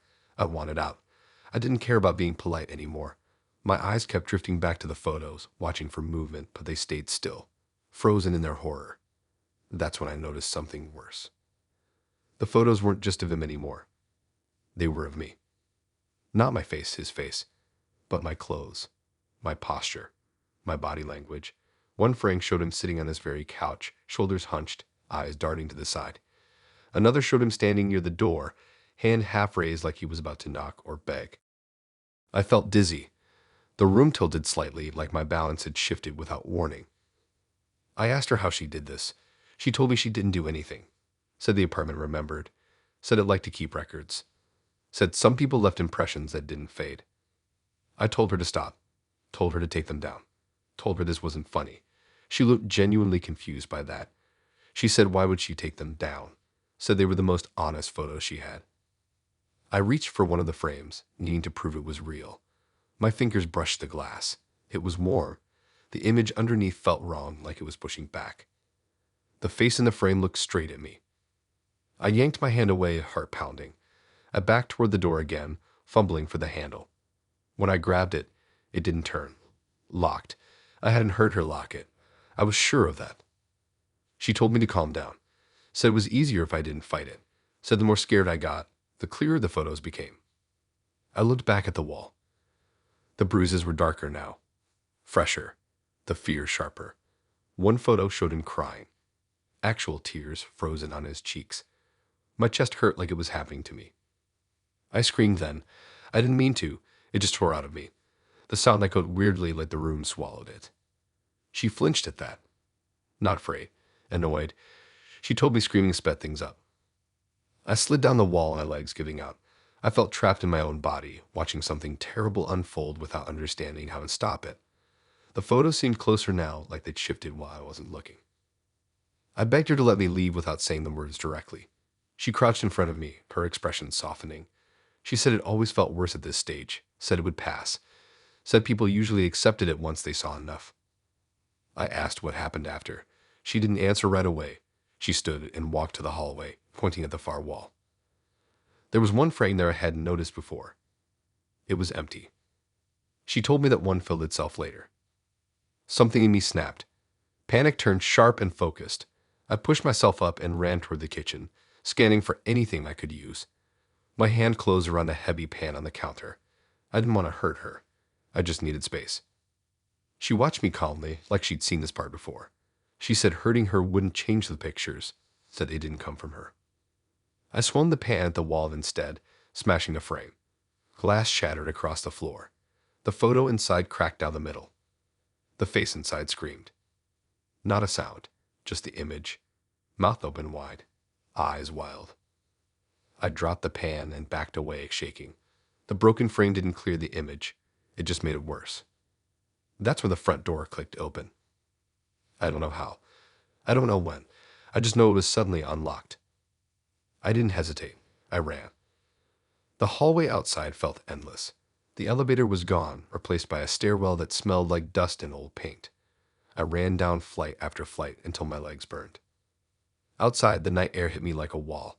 I didn't stop until I was 3 blocks away, hunched over, gasping for breath. I never looked back. When I got home, I locked my door and collapsed on the floor. My phone finally got signal again. Missed messages flooded in. Everything felt too loud. Later, when I finally calmed down, I noticed something on my phone. My photo gallery had a new folder. Inside were pictures I didn't remember taking. All of them were of me. But every face was his. Older. Bruised. Terrified.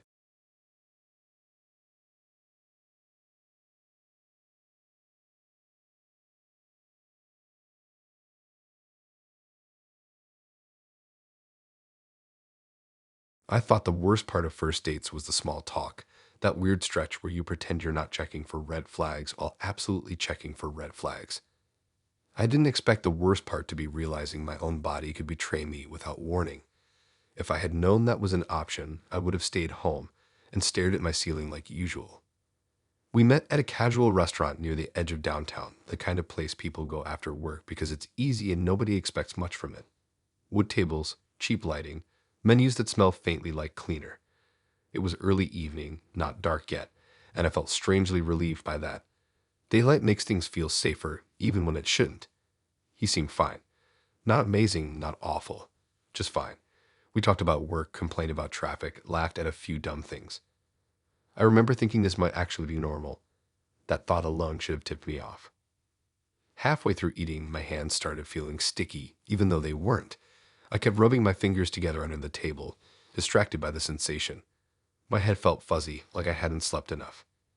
I excused myself to go to the bathroom, mostly just to reset, to splash water on my face and remind myself I was real.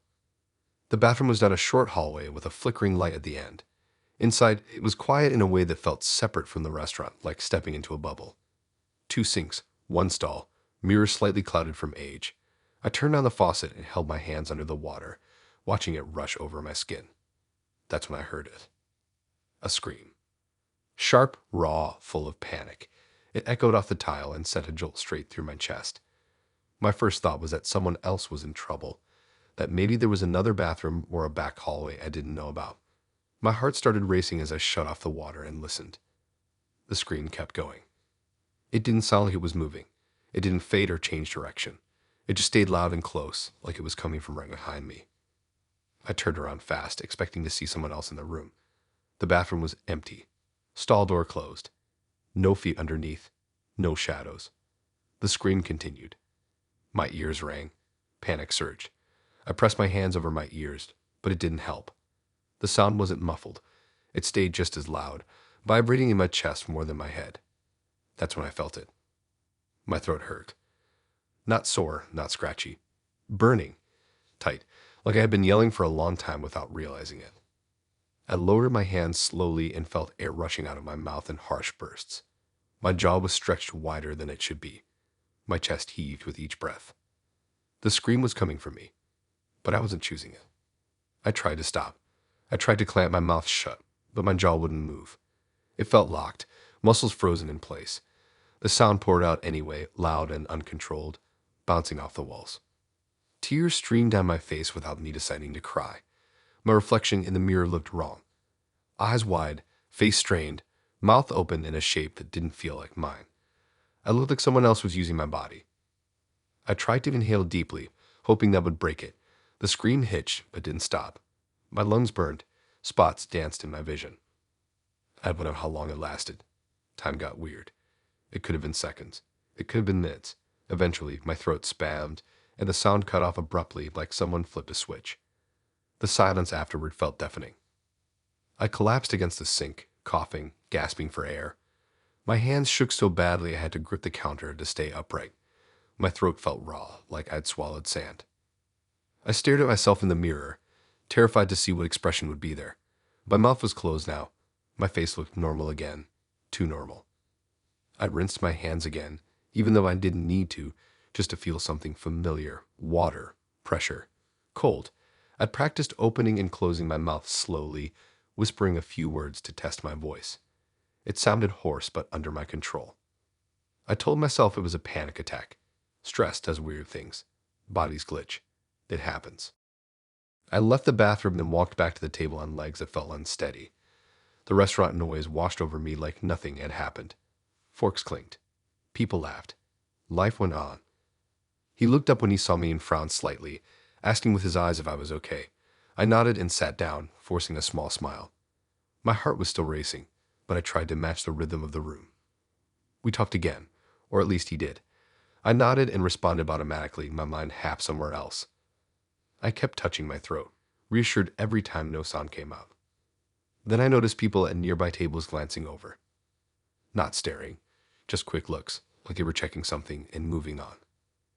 My stomach twisted. I asked him if he'd heard anything while I was gone, keeping my tone light. He hesitated for a fraction of a second before shaking his head, said everything had been quiet. Too quiet. I didn't believe him. Not fully. Something in his expression felt off, like he was choosing his reaction carefully. I told him I wasn't feeling great and wanted to leave early. He didn't argue. He paid quickly, faster than necessary, and stood up like he was relieved. As we walked toward the door, my throat tightened again. Not pain, pressure. A familiar building sensation that made my chest clench. I stopped walking and grabbed the edge of the host's stand, trying to breathe through it.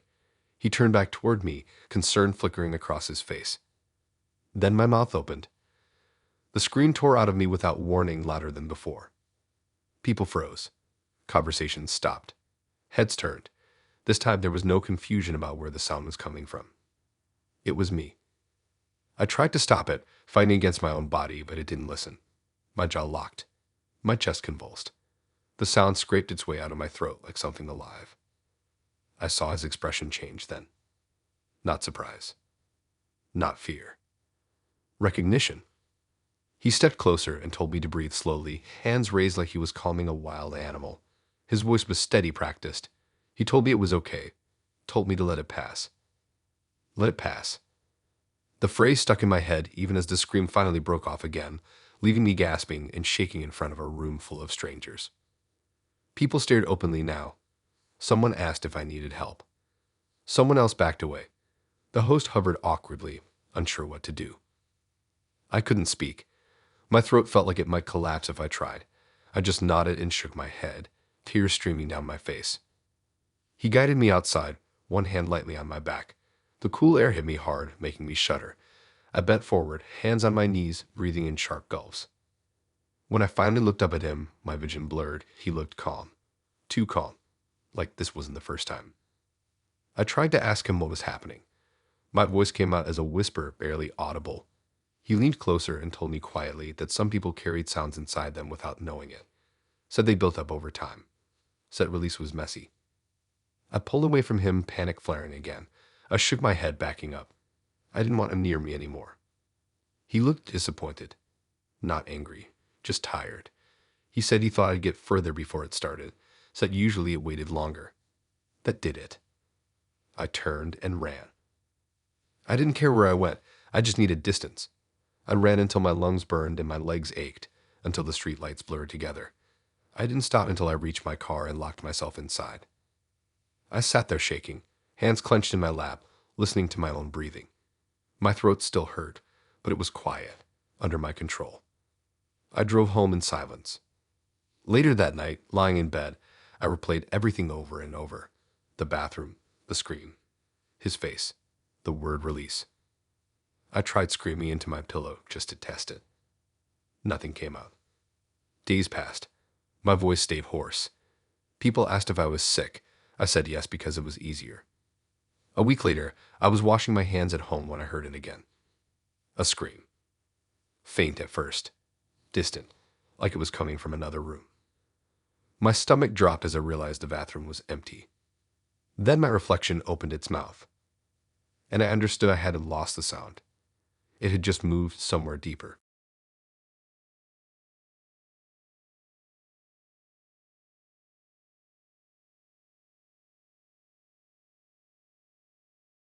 I knew something was wrong before we even stood up from the table, but I didn't have a name for it yet. It was that tight feeling behind my eyes, like I'd been staring at a screen too long, mixed with this pressure in my chest that made breathing feel manual. The date itself wasn't a disaster. That almost made it worse. Nothing clearly bad had happened, which meant I didn't have a solid excuse for the way my body was already preparing to panic. We met at a noodle place near a busy intersection, all glass windows and hard benches, the kind of place that never really feels warm no matter how hot the food is. Cars rushed by outside nonstop, headlights streaking past like nothing ever slowed down here. Inside, everything echoed just a little too much. Forks clinked, chairs scraped. Voices bounced around and overlapped. I remember thinking it felt loud for a conversation that didn't really matter. He was fine. I keep coming back to that word. Fine. Not charming enough to distract me, not awful enough to make me leave. He talked a lot, mostly about things that didn't connect to anything else. Jobs he didn't keep long. Friends who moved away. Places he said he'd lived but never stayed. I nodded, smiled, did my part. My food tasted like nothing by the end. When the check came, I felt relieved, like I'd made it through something. I paid my part and stood up quickly, too quickly, chair legs screeching on the floor. He laughed it off, but I could tell it startled him a little. My legs felt restless, like they wanted motion immediately. Outside, the air was cold in a sharp way that woke me up for half a second. Street noise crashed over us, engines and horns and distant sirens. The sidewalk was crowded, people weaving around each other without thinking. I loved that part. Anonymity. Movement. Proof that the world didn't stop just because I was uncomfortable. We walked side by side toward the corner, not touching. I could see my car across the street, parked under a flickering streetlight. It felt farther away than it should have. The light changed, cars slowing and stopping. The crosswalk signal blinked on. I stepped forward automatically. My foot hit the curb and stopped. Not slipped. Not hesitated, stopped. It felt like walking into an invisible wall that only existed below my knee. My body jolted from the impact, shock traveling up my leg. I stumbled slightly, arms flailing, and caught myself on instinct. I laughed it off at first, embarrassed. Looked down at my feet. Nothing there. Just pavement. Curb. Road. I tried again. Same thing. My foot would not go past the edge of the curb. Panic crept in slow and cold. I shifted my weight, tried stepping with the other foot. Same result. It was like the curb had grown taller, denser, heavier, locking me in place. People streamed past me on both sides, stepping into the street without issue. A woman brushed my shoulder, annoyed, not stopping. A guy bumped my elbow and kept walking. Nobody noticed anything wrong. He noticed. He stopped and turned toward me, eyebrows knitting together. He asked what I was doing without saying it outright. I shook my head, trying to smile, trying to make my face look normal. I tried again, harder this time, putting my full weight behind the step. The pain shot up my leg like I'd kicked concrete barefoot. I gasped, breath hitching. My hands curled into fists. I could feel heat rising in my face, embarrassment giving way to something sharper. I told him my shoe might be stuck, even though I could see it wasn't. I bent down, tugged at it, stood back up. My hands shook as I tried again. Nothing. The crosswalk signal started flashing. Warning time was running out. Cars revved their engines. The light changed back, traffic surging forward, inches from where I stood. I jumped back instinctively, heart racing. I was trapped on the curb. Anger flared then, sudden and bright. This wasn't funny. This wasn't awkward. This was wrong. I planted both feet and leaned forward, pushing with everything I had, like I could force my way through whatever invisible barrier was holding me. It felt like pushing against a solid object that gave nothing back. My muscles strained. My calves burned. My balance wobbled, but the line held firm. The curb felt higher now, like it had risen while I wasn't looking. He stepped closer, concern all over his face now. He told me to calm down with his hands raised slightly, like I was a skittish animal. That only made the anger worse. I snapped that I was calm, even though I clearly wasn't. My heart was pounding so hard it hurt. I looked down again, desperate to see something. A crack, a ledge, anything that explained this. The curb looked normal. Worn concrete, chipped edges, gum stains, nothing unusual. I lifted my foot and slammed it down on the street side, just to test it. The impact knocked the breath out of me. Pain exploded up my leg, sharp and immediate. I cried out despite myself, clutching my thigh. People finally looked. Not concerned, annoyed. A guy in a suit frowned like I was blocking his way. A woman rolled her eyes and tugged her kid past me. Traffic kept flowing. The world kept moving. I felt tears sting my eyes, hot and furious. Not fear yet. Rage. Pure, helpless rage. My body wasn't obeying me, and nobody cared. He tried to take my arm. The second his fingers touched me, something snapped inside my chest. I yanked away hard, almost losing my balance. I didn't want help. I didn't want him touching me. I needed answers. I asked him what was happening, my voice shaking. He stared at my feet, then at the curb, then back at me. Something flickered across his face. Not confusion. Not fear. Recognition. He told me quietly that I should stop fighting it. That part made my blood run cold. He said some people notice the boundaries earlier than others. Said the curb was just a line I wasn't supposed to cross yet. I told him to stop talking like that. I told him this wasn't funny. I told him I needed to get home. My voice cracked on the last part, anger slipping into terror. He nodded slowly, like he understood more than he was letting on. He said I'd be able to step off when it was time. Said pushing only made it worse. The streetlight above us flickered, then steadied. The cars kept passing. The noise felt distant now, like I was underwater. I tried stepping backward, away from the curb, hoping maybe I was stuck in one direction only. That worked. I stumbled back onto the sidewalk, heart pounding, relief flooding through me for half a second. Then I tried stepping forward again. Locked. The line was still there. I backed up further, pressing myself against a lamppost, breathing hard. My mind raced. Was I sick? Was I having some kind of episode? Was this stress?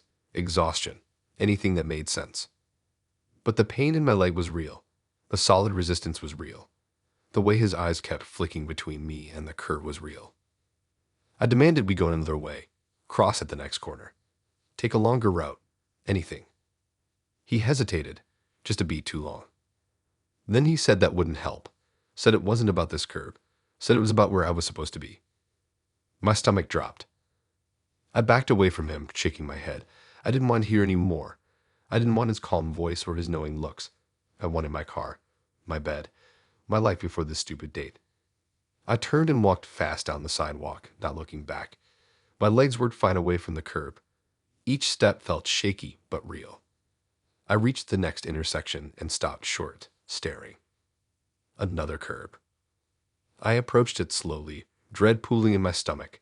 I lifted my foot. Blocked. Same invisible resistance, same unmovable line. A sob ripped out of me before I could stop it. Frustration and fear tangled together, overwhelming. I slammed my fist into the lamppost beside me, pain blooming across my knuckles, just to feel something I understood. He caught up to me then, breathless. He told me I needed to listen. Told me some people got stuck like this when they tried to leave before they were ready. Told me fighting it only drew attention. I didn't care about attention. I cared about getting off the sidewalk. I sat down hard on the curb, head in my hands, shaking. The concrete felt cold through my jeans. Cars passed inches away, their wind brushing my hair. I felt small, stuck, exposed. After a while, I don't know how long, something shifted. Not the curb. Me. I stood up slowly and tried again. My foot moved forward, just a little. I froze, heart racing. I tried again, gently. This time, my foot touched the street. No resistance. Relief crashed over me so hard my knees almost buckled. I stepped fully off the curb, then another step, then another, half expecting the barrier to snap back. It didn't. I didn't wait. I crossed the street fast, not looking back, not caring if he followed. I reached my car and fumbled with my keys, hands shaking so badly it took 3 tries. Later that night, I checked my phone. There was a message from him saying he was sorry it ended weird and that sometimes first dates revealed more than people expected. I blocked him. Sometimes when I'm tired or stressed, I feel it again. That solid invisible line holding me back. And every time I'm terrified it won't let me go next time.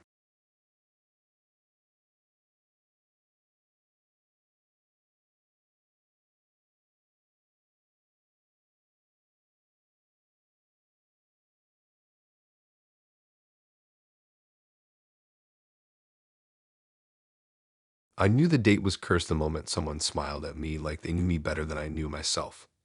Not my date. A stranger.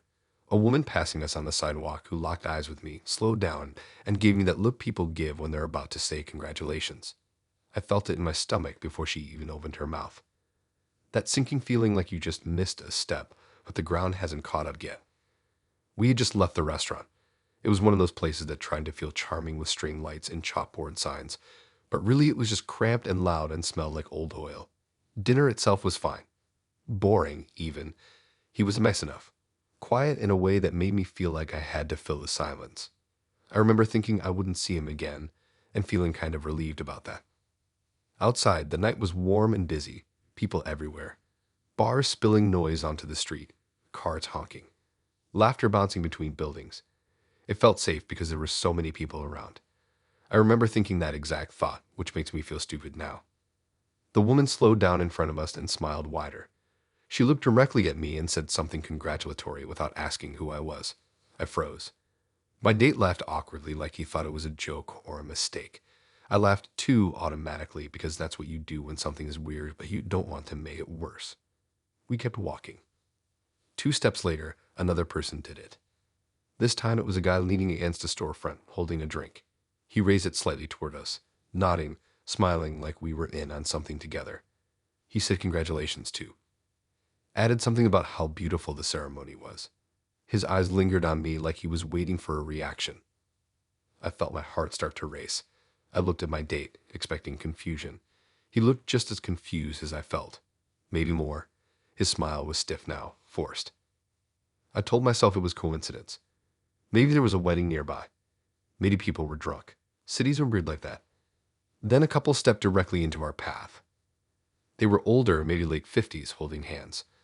The woman looked at me with this soft, almost emotional smile. She said my name. My actual name. My chest tightened so hard it hurt. She congratulated us warmly, squeezing my arm like she'd done it before. She said she still couldn't believe how fast time flew. She said I looked just as happy as I did that day. I pulled my arm back, shaking my head. My mouth opened, but nothing came out. My brain was trying to catch up and failing. The man with her pulled out his phone. He turned the screen toward me. There was a photo on it. Me, wearing a dress I had never seen before. White, standing next to my date, his arm around my waist. Both of us smiling in a way that looked practiced. Behind us was an arch of flowers. People clapped in the background. The photo looked old and new at the same time, like it had been edited badly but with care. I stared at it too long. The longer I looked, the more details filled in. The venue, the lights, the ring on my hand. I felt dizzy. I said that wasn't me without saying the words. I shook my head hard, backing away. The couple looked confused, then concerned. The woman asked why I was pretending not to remember. She said it wasn't funny. She said this was important. Important. My date stepped in then, finally finding his voice. He said there must be some mistake. Said we just met. Said this was our first date. They looked at him like he'd said something offensive. The man frowned and scrolled through his phone. More photos appeared. Dozens. Different angles. Different moments. Us cutting a cake. Us dancing. Us sitting together at a table signing something official. Every photo had the same thing in common. My face. His face. But my smile looked wrong. Too wide. Too fixed, like it was glued on. People around us started to slow down, not stopping exactly, but paying attention. Whispers started. Someone behind me laughed softly like this was entertaining. Another stranger approached us, then another. Each one congratulated us. Each one asked why I was acting like I didn't remember. One woman showed me a printed photo she carried in her purse, said she always kept it because it was such a beautiful moment. I felt like I was suffocating. I tried to focus on something real. I asked my date if he remembered any of this. My voice shook. He shook his head hard, eyes wide. He said no. He said he had never seen those photos. He said he had never married anyone. But his voice wavered at the end. That scared me more than the strangers. Another person pushed forward. This one younger, maybe my age. She smiled nervously and said she had been at the wedding too. She tilted her head and asked why I was lying now. Something inside me cracked. I yelled that I didn't know these people, that I didn't remember any wedding, that I had never been married. My voice cut through the noise, sharp and desperate. The crowd went quiet. Then someone laughed. Then another. Not cruel laughter, confused laughter, like I was the one being weird. My date grabbed my hand, squeezing it tight. His palm was sweaty. He whispered that we should leave, but his eyes kept darting to the photos like he was afraid they'd change if he looked away. We pushed through the small crowd that had formed. People didn't stop us, but they didn't move out of the way either. Hands brushed my shoulders. Voices followed me, asking why I didn't remember. Asking if I was okay. Asking if this was some kind of joke. One man called out that denial was a normal phase. That word echoed in my head as we broke free and walked fast down the street. My heart was pounding. My legs felt weak. I didn't stop until we reached a quieter block, away from the bars and lights. I leaned against a wall, gasping for breath. My hands shook so badly I had to press them into my thighs. My date stared at me like he was seeing me for the first time. He said my name slowly, like he was testing it. He asked if I was messing with him. His voice cracked. He said the photos looked real. He said the smiles looked real. I shook my head over and over, tears streaming down my face. I told him I had never been married. I told him I would remember that. I told him I would remember him. He didn't answer right away. He pulled out his phone. My stomach dropped. He scrolled silently, his face going pale. I saw the reflection of the screen in his eyes before he turned it toward me. His phone gallery was full of the same photos. But there were more. Photos of us in places I recognized. My childhood street. A park near my old school. A grocery store I went to weekly. In every photo we were together. Older in some, younger in others. Always smiling. Always close. I felt sick. He whispered that he didn't remember any of it, that he had never been to those places with me, that he didn't even know where some of them were. I backed away from him then. Fear replaced everything else. Not fear of him. Fear of the idea that whatever was happening didn't care what either of us remembered. A couple passed us on the sidewalk and smiled politely. The woman congratulated us again, softer this time, like she felt bad for us. I snapped. I screamed at her to stop. She jumped, apologized, and hurried away. My date looked at me like he was afraid I might disappear if he blinked. He asked me what I wanted to do. I didn't know. I knew I needed distance from him, from the photos, from the story everyone else seemed to agree on. I told him I needed to go home alone. My voice barely worked. He nodded slowly, like he understood, like he didn't want to argue. Before we parted, he asked one last thing. He asked if I really didn't remember our wedding. I shook my head. He stared at me for a long time, then nodded. He said he believed me. But his eyes said something else. We went separate ways. I didn't sleep that night. Every time I closed my eyes, I saw flashes of the ceremony I didn't remember. Lights, music, faces cheering, a version of me smiling too hard. The next morning, my phone was full of messages from numbers I didn't recognize. Congratulations, memories, jokes about how I always forgot things. One message included a photo I hadn't seen before. It was me standing alone in a white dress, looking straight at the camera. My eyes weren't smiling. Sometimes now, strangers still smile at me like they know me. Sometimes they ask how married life is. Sometimes they look hurt when I tell them they're wrong. I don't correct them anymore. I just walk away before they can show me more photos.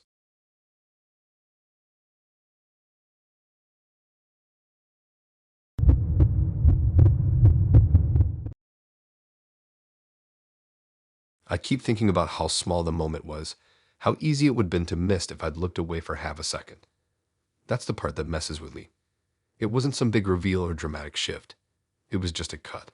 Something stupid and ordinary that happens all the time. Except this time, it didn't behave the way it should have. The date itself started normal enough that I lowered my guard without realizing it.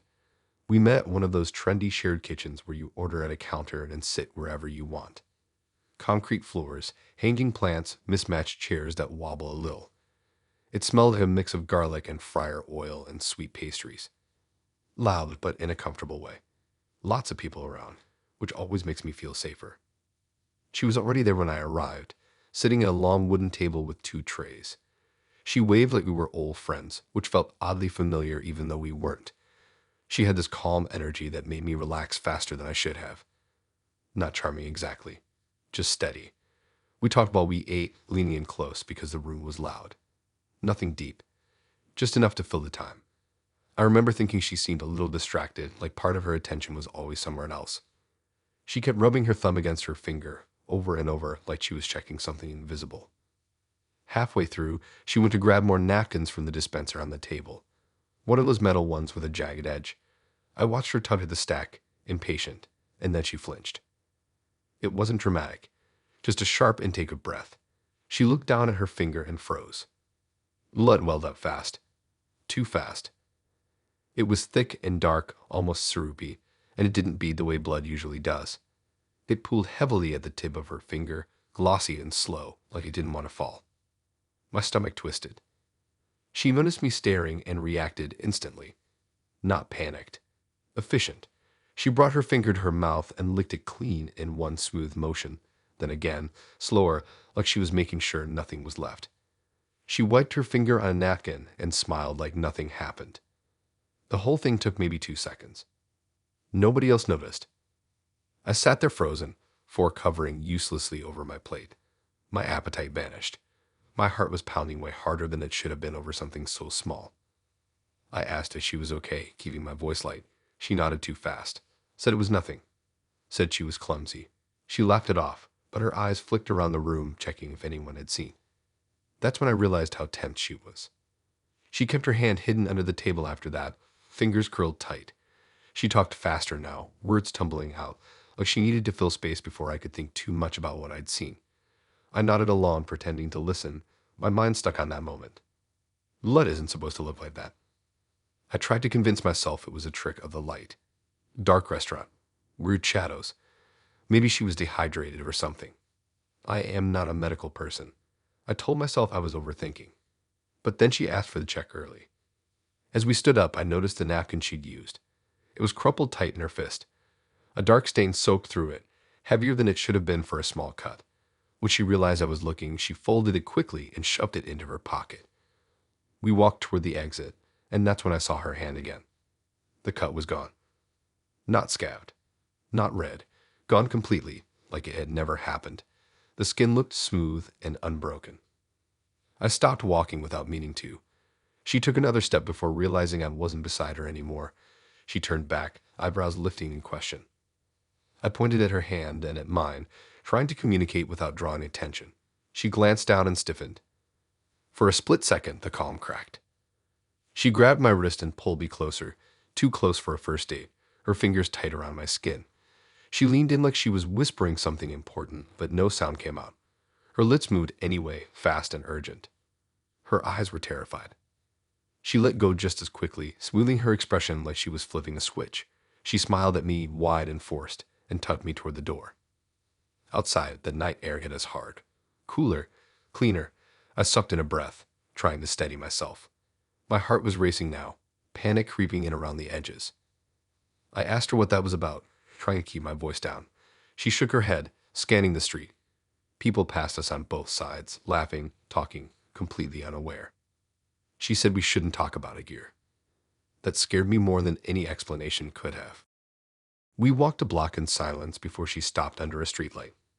The yellow glow made her look paler than before. She flexed her fingers slowly, like she was checking they still worked. She told me she didn't mean for me to see that. She told me it didn't usually happen like that. I asked what she meant by that, my voice shaking now. She took a deep breath and glanced back toward the restaurant, then the people passing by. She said some things about her didn't fit right anymore. She said her body didn't always behave the way it was supposed to, especially when she was nervous. Said she had learned ways to fix it before anyone noticed. Said noticing was the dangerous part. I stared at her, my brain struggling to process what she was saying. None of it made sense, but it also didn't sound like a joke. I asked her why she licked it. She hesitated. Then she said it was faster. That answer settled deep in my gut like a stone. I took a step back without meaning to. She noticed immediately and raised her hand slightly, like she didn't want to scare me. She said she wasn't sick. She said she wasn't contagious. She said she just needed to keep things contained. Contained. My heart was pounding so hard it felt like it might break something. I tried to think logically. Stress does weird things. People say odd stuff when they panic, but the image of that blood, thick and wrong, kept replaying in my head. I asked her if she needed help. I don't know why I said that. Instinct, maybe. She smiled sadly and shook her head. She said help didn't work the way people thought. A couple walked past us then, laughing loudly. The woman brushed against her arm by accident. I watched closely, breath held. Nothing happened. No blood, no reaction. She relaxed slightly after they passed, shoulders dropping. She looked at me with something like regret. She said first dates were risky. Said she usually avoided eating in public. Said she thought she had it under control tonight. I asked her what would have happened if she hadn't licked it. She didn't answer right away. She stared at her own hand, turning it palm up under the streetlight. When she looked back at me, her eyes were glassy. She said people notice when it spills. My mouth went dry. I thought about the napkin in her pocket, about how fast she'd acted, about the way she scanned the room afterward. I asked her to show me her finger again. She hesitated, then slowly held it up. The skin looked normal. Too normal. I reached out without thinking and touched it lightly. It was warm, solid, real. Then I felt something else. A faint stickiness. I pulled my hand back, staring at my fingertips. There was nothing there. No blood. No residue. Just the memory of it. She flinched like I'd crossed a line. She told me we should end the day here. Her voice was steady but tight, like she was barely holding something back. I didn't argue. We stood there awkwardly for a moment, neither of us sure how that ended. She apologized for the weirdness. Said she understood if I didn't want to see her again. I nodded, still trying to wrap my head around everything. As she turned to leave, she slipped on the curb slightly and caught herself on a parked car. Her hand scraped against the metal. She froze. I watched in horror as a thin line opened across her knuckle. The blood that seeped out was just as dark, just as thick. She moved instantly, bringing her hand to her mouth, licking it clean before it could drip. She didn't look at me this time. She didn't even check if anyone was watching. When she finished, she wiped her mouth with the back of her sleeve and looked at me like she was bracing for something. I felt sick. I didn't wait for her to say anything else. I turned and walked away, fast, my chest tight, my thoughts spiraling. I didn't look back. I couldn't. Later that night, at home, I washed my hands longer than usual. The water ran hot over my skin, steam fogging the mirror. I kept thinking about that stickiness I'd felt, that sense that something had transferred without leaving a mark. I checked my hands over and over. No cuts, no stains, just skin. But sometimes when I get a paper cut or nick my finger cooking, the blood looks darker than it used to. Thicker. And I catch myself glancing around the room, heart racing, before bringing my finger to my mouth.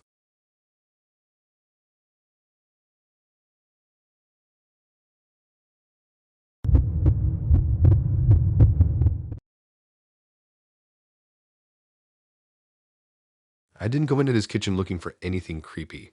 I was just thirsty. That's it. The date had been awkward but not dangerous, and I was mostly annoyed at myself for agreeing to come back to his place when I already knew I wouldn't stay long.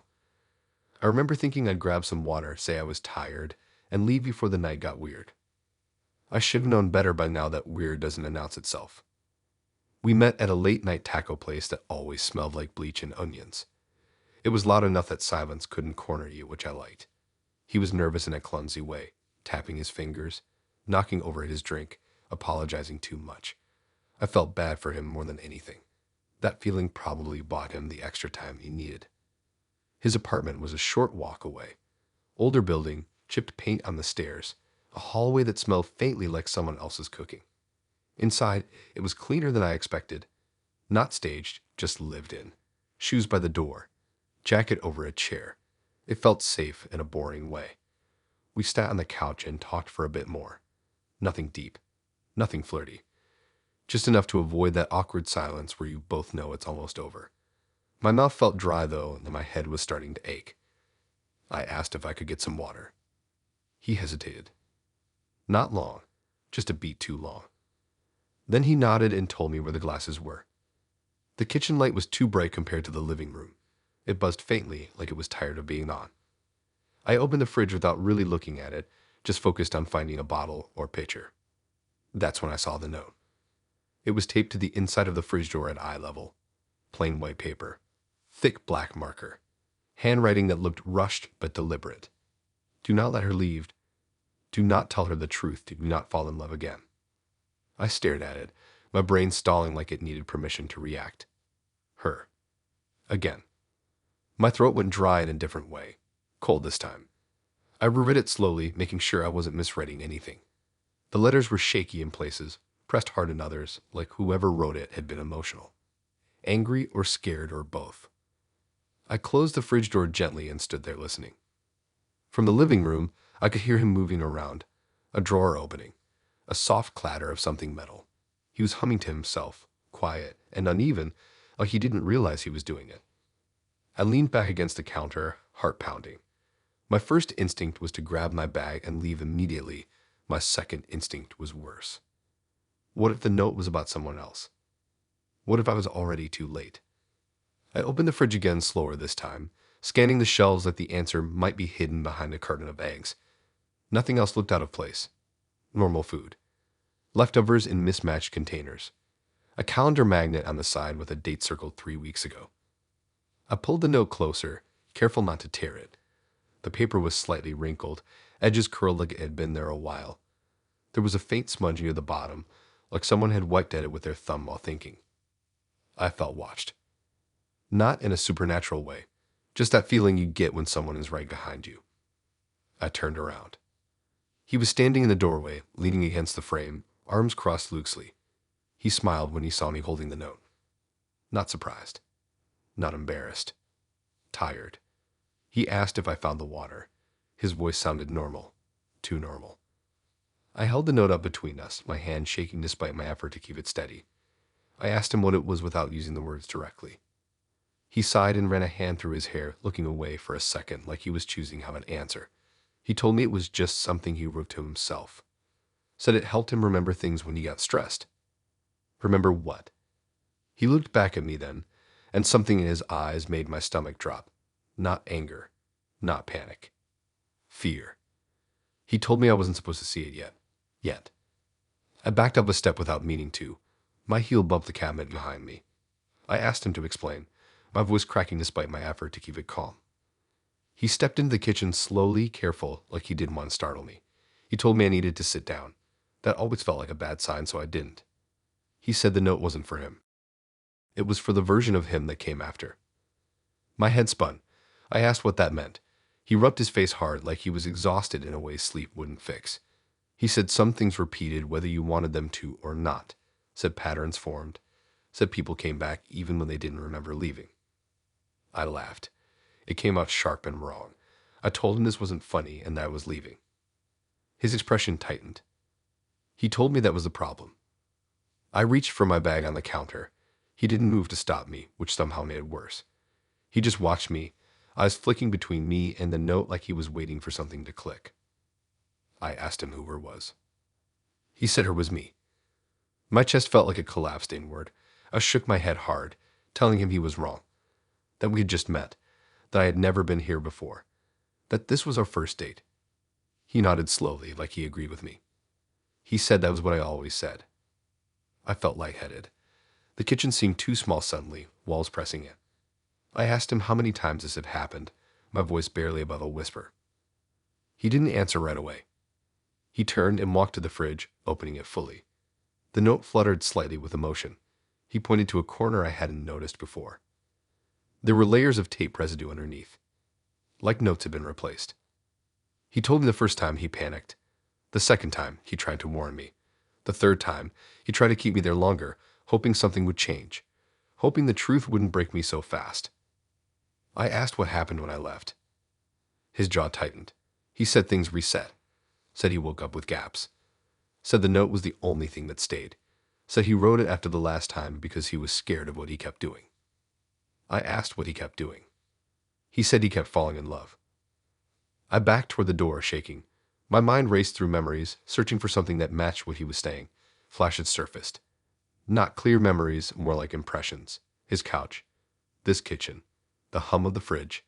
The same ache in my chest. I told him to stop. Told him I didn't want to hear any more. Told him I was leaving now. He stepped forward finally, panic flashing across his face.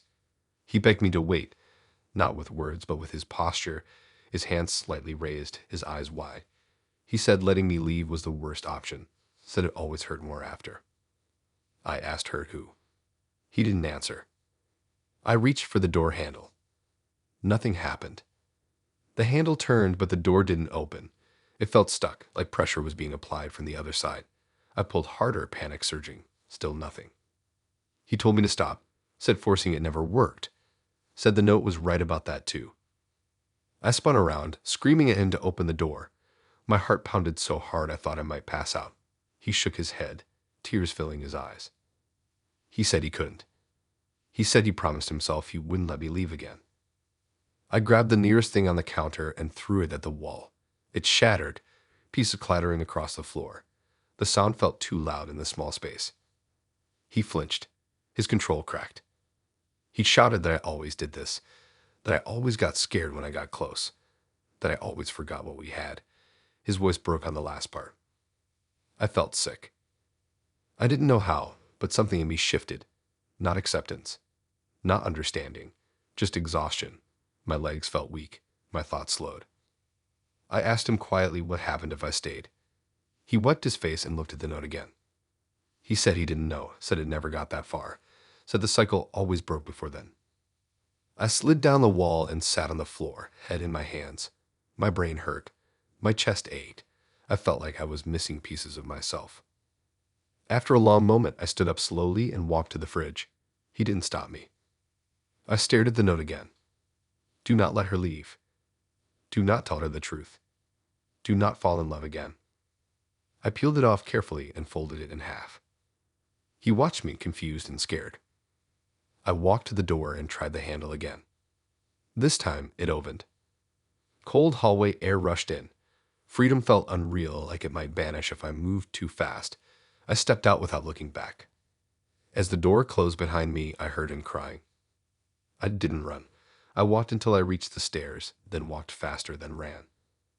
I didn't stop until I was outside, gasping for breath. Later that night, at home, I found a folded piece of paper in my coat pocket. The same note. My handwriting.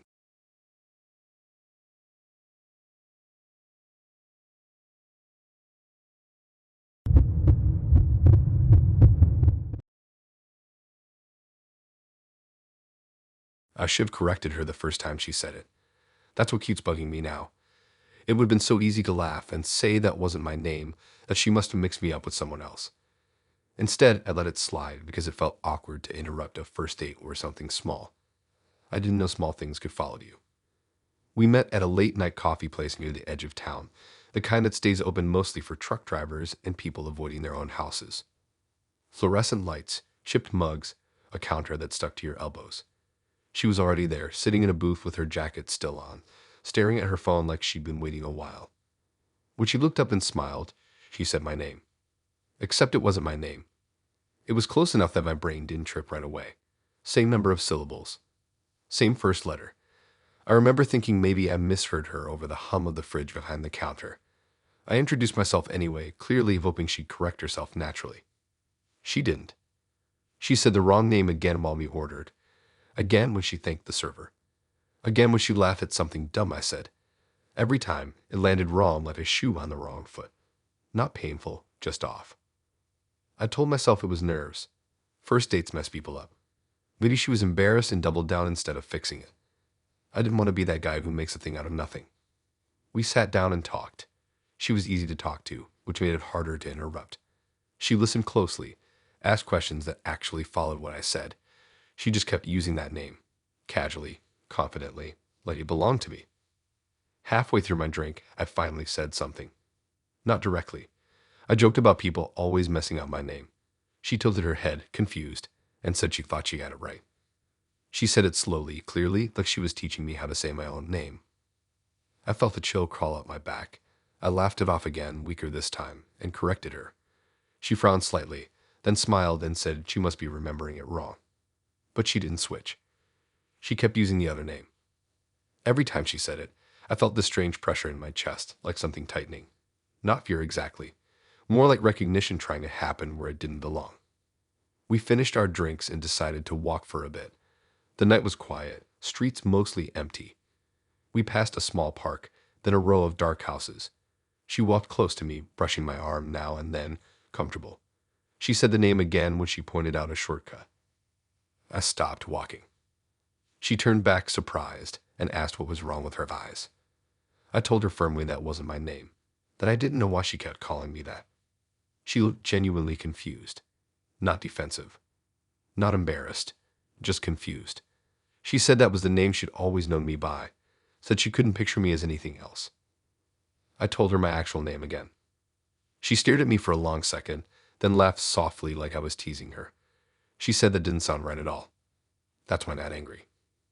Not yelling angry, tight angry, the kind where your jaw locks and your hands curl into fists without you noticing.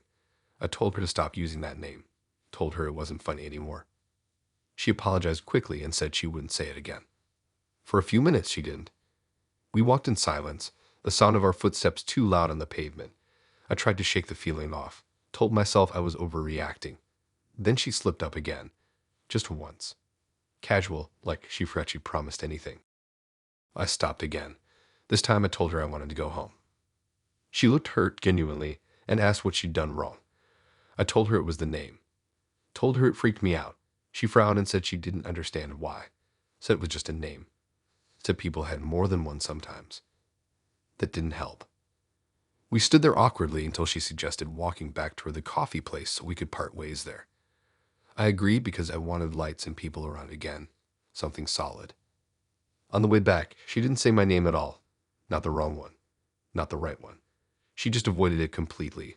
The silence felt heavy, like we were both waiting for something else to happen.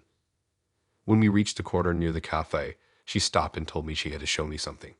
She pointed across the street, past a chain link fence, toward a small patch of land I hadn't noticed before. A cemetery. It was old and cramped, wedged between a warehouse and a line of trees. Headstones leaned at odd angles, names worn smooth by time. I felt my stomach drop as soon as I saw it, though I couldn't have said why. She asked me to walk over with her. I hesitated. Every instinct in me said no, but refusing felt dramatic, and I was already tired of feeling like the weird one. We crossed the street and stepped through a gap in the fence. The air felt different inside. Cooler, quieter. The city noise faded like someone turned the volume down. She walked with purpose now, not wandering. She led me between rows of stones, her steps confident, like she'd done this before. My heart pounded harder with each step. She stopped in front of one stone near the back. It was newer than the others. Clean, straight. She stepped aside so I could see it. Engraved at the top was the name she'd been calling me all night. My breath caught hard in my chest. Below the name was a date, not old, recent, last year. I felt dizzy. My knees went weak. I reached out and touched the stone without thinking, needing to feel something real. The surface was cold and solid under my fingers. I shook my head over and over, whispering that it wasn't possible, that this wasn't my name, that I was standing right there. She watched me with this sad, knowing look. She said she knew it was confusing, said it took time to remember things like this, said denial was normal. I asked her who that was, who the person in the ground was. She said it was me. Not in a dramatic way, not like a reveal, just matter of fact, like she was stating my height or hair color. My heart felt like it was going to tear itself apart. I told her she was wrong, that I had memories, a family, a life. I told her my real name again, louder this time, like volume can make it true. She sighed and knelt by the stone, brushing dirt from the base. She said that name was the one I used before. Said the one I was using now was newer. Said it was easier for me to hold on to. I asked her how she knew all this. My voice shook so badly it barely sounded like mine. She said she was there at the end. Said she promised she'd help me remember if I ever forgot again. Said I always forgot at first. Again. I backed away from the stone, panic flooding through me. My foot caught on a root and I stumbled. She reached out to steady me, but I pulled away, heart racing. I told her I was leaving. Told her I didn't care what this was. It wasn't real. I turned and walked fast toward the fence. My head felt light. My thoughts scattered. The world around me seemed slightly out of focus, like I was looking through dirty glass. I made it out of the cemetery and onto the sidewalk. City noise rushed back in, grounding and loud. I didn't stop walking. I didn't look back. I don't remember how I got home. What I remember is standing in my bathroom later, staring at our reflection, repeating my name out loud over and over like a chant. It sounded right. It felt right. Until it didn't. The wrong name started to feel heavy on my tongue. Familiar, like an old song I hadn't heard in a while but still knew the words to. I checked my wallet that night, hands shaking. Maya still had my name, my address, my photo. But tucked behind it was something I didn't remember putting there. A folded memorial card. Same name as the stone. My face printed on it. Smiling. I don't correct people anymore when they use the wrong name. I answer to both now. Sometimes I catch myself hesitating before signing my name, unsure which one to use. And every once in a while, when I pass that part of town, I feel this pull toward that fence, like there's a place waiting for me to come back and finish remembering.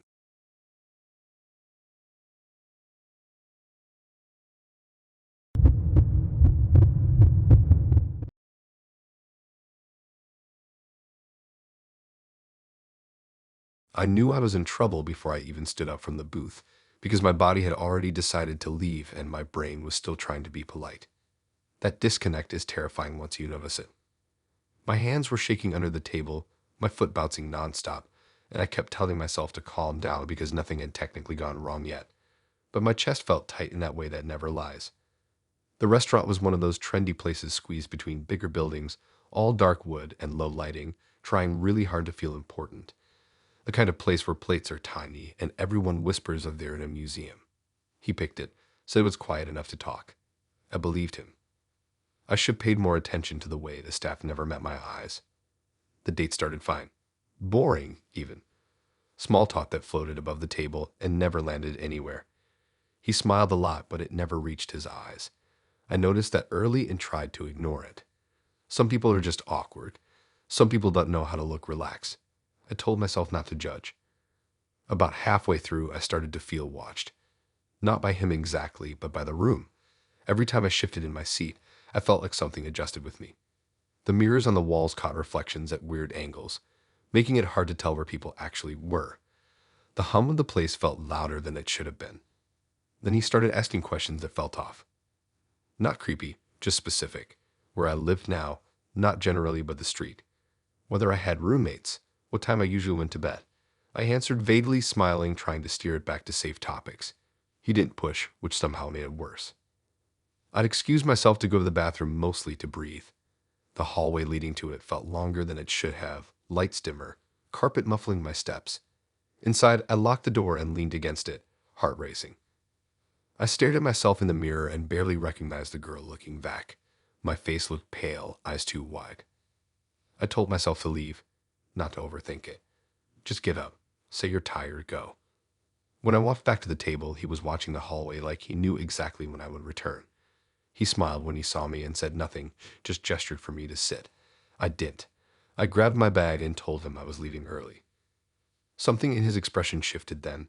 Not anger, not surprise, anticipation. I didn't wait to see what he would say. I turned and walked fast toward the exit, heels clicking too loud against the floor.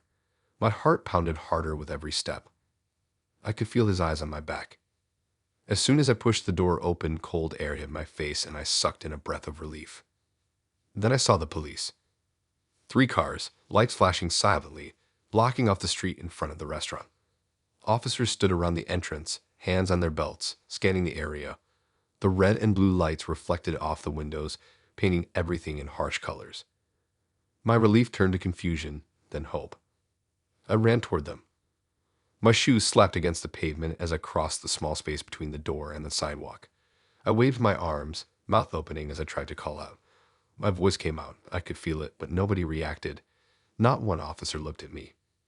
I ran closer, right up to one of them, breathless and shaking. I tried to get in his line of sight, stepping directly in front of him. He walked straight past me. His shoulder brushed through mine like I wasn't solid. Panic exploded in my chest. I stumbled back, almost falling. I looked out at myself, heart racing. My hands were there. My body was there. I was real. I tried another officer. Same thing. I waved. I shouted. I stepped directly into their path. Nothing. They moved around me like I was a shadow. The restaurant door opened behind me. I turned slowly. He stepped outside calmly, hands in his pockets, looking completely relaxed. The flashing lights didn't seem to touch him the way they touched everything else. He glanced at the officers, then at me, and smiled. That smile broke something inside me. He said it then, not loudly, not for them. Just for me. He said she failed, like he was checking off a box. I shook my head hard, backing away from him. I tried again with the officers, grabbing a sleeve, stepping into the light. Nothing. It was like my hands passed through fog. My breathing went ragged, my vision blurred. I felt like I was fading, like the edges of me were thinning. I asked him what he did to me without saying the words directly. He tilted his head, studying me like a broken toy. He said this was always the hardest part. Said some people lasted longer than others. Said I almost made it. Almost made it where? I looked around wildly.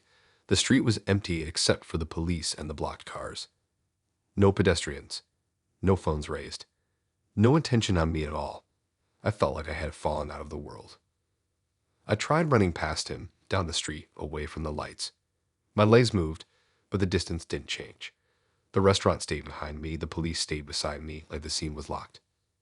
He followed me at an easy pace, not rushing. He said there were rules. Said I had broken one by leaving too early. Said the police were here for him, not for me. That made my stomach drop. I asked what would happen now. My voice felt thin, stretched. He looked at me with something like pity. He said the system would reset.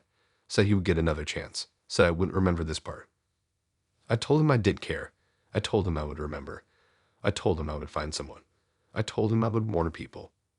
He smiled wider. He said nobody remembers being invisible. I felt a strange pulling sensation then, like gravity had shifted slightly to one side. The lights blurred. The sounds dulled. The police cars felt farther away. I reached out toward one last officer, desperation burning in my chest. My hand passed through empty air. The world flickered. Suddenly, I was standing inside the restaurant again, near the bathroom hallway. The noise rushed back in. Forks clinked. People laughed. Music played. My heart pounded like I had been running. I was alone. My bag was on the chair. My phone buzzed with a message from him asking if I was okay and if I wanted to order dessert. I stared at the screen, shaking. Outside, through the window, the street looked normal. No police. No lights. Cars passing like nothing had happened. I grabbed my bag and ran out anyway, not caring how I looked. This time, nobody stopped me. The door opened. The street was real. Cold air filled my lungs. I didn't stop until I got home. Later that night, scrolling through my phone with trembling hands, I found something new. A local news article dated months ago. A photo of the same restaurant, police cars out front, caption talking about a routine check that found nothing. One comment stood out. Someone asked how many times they had to clear the same place before admitting something was wrong. I haven't gone on a date since.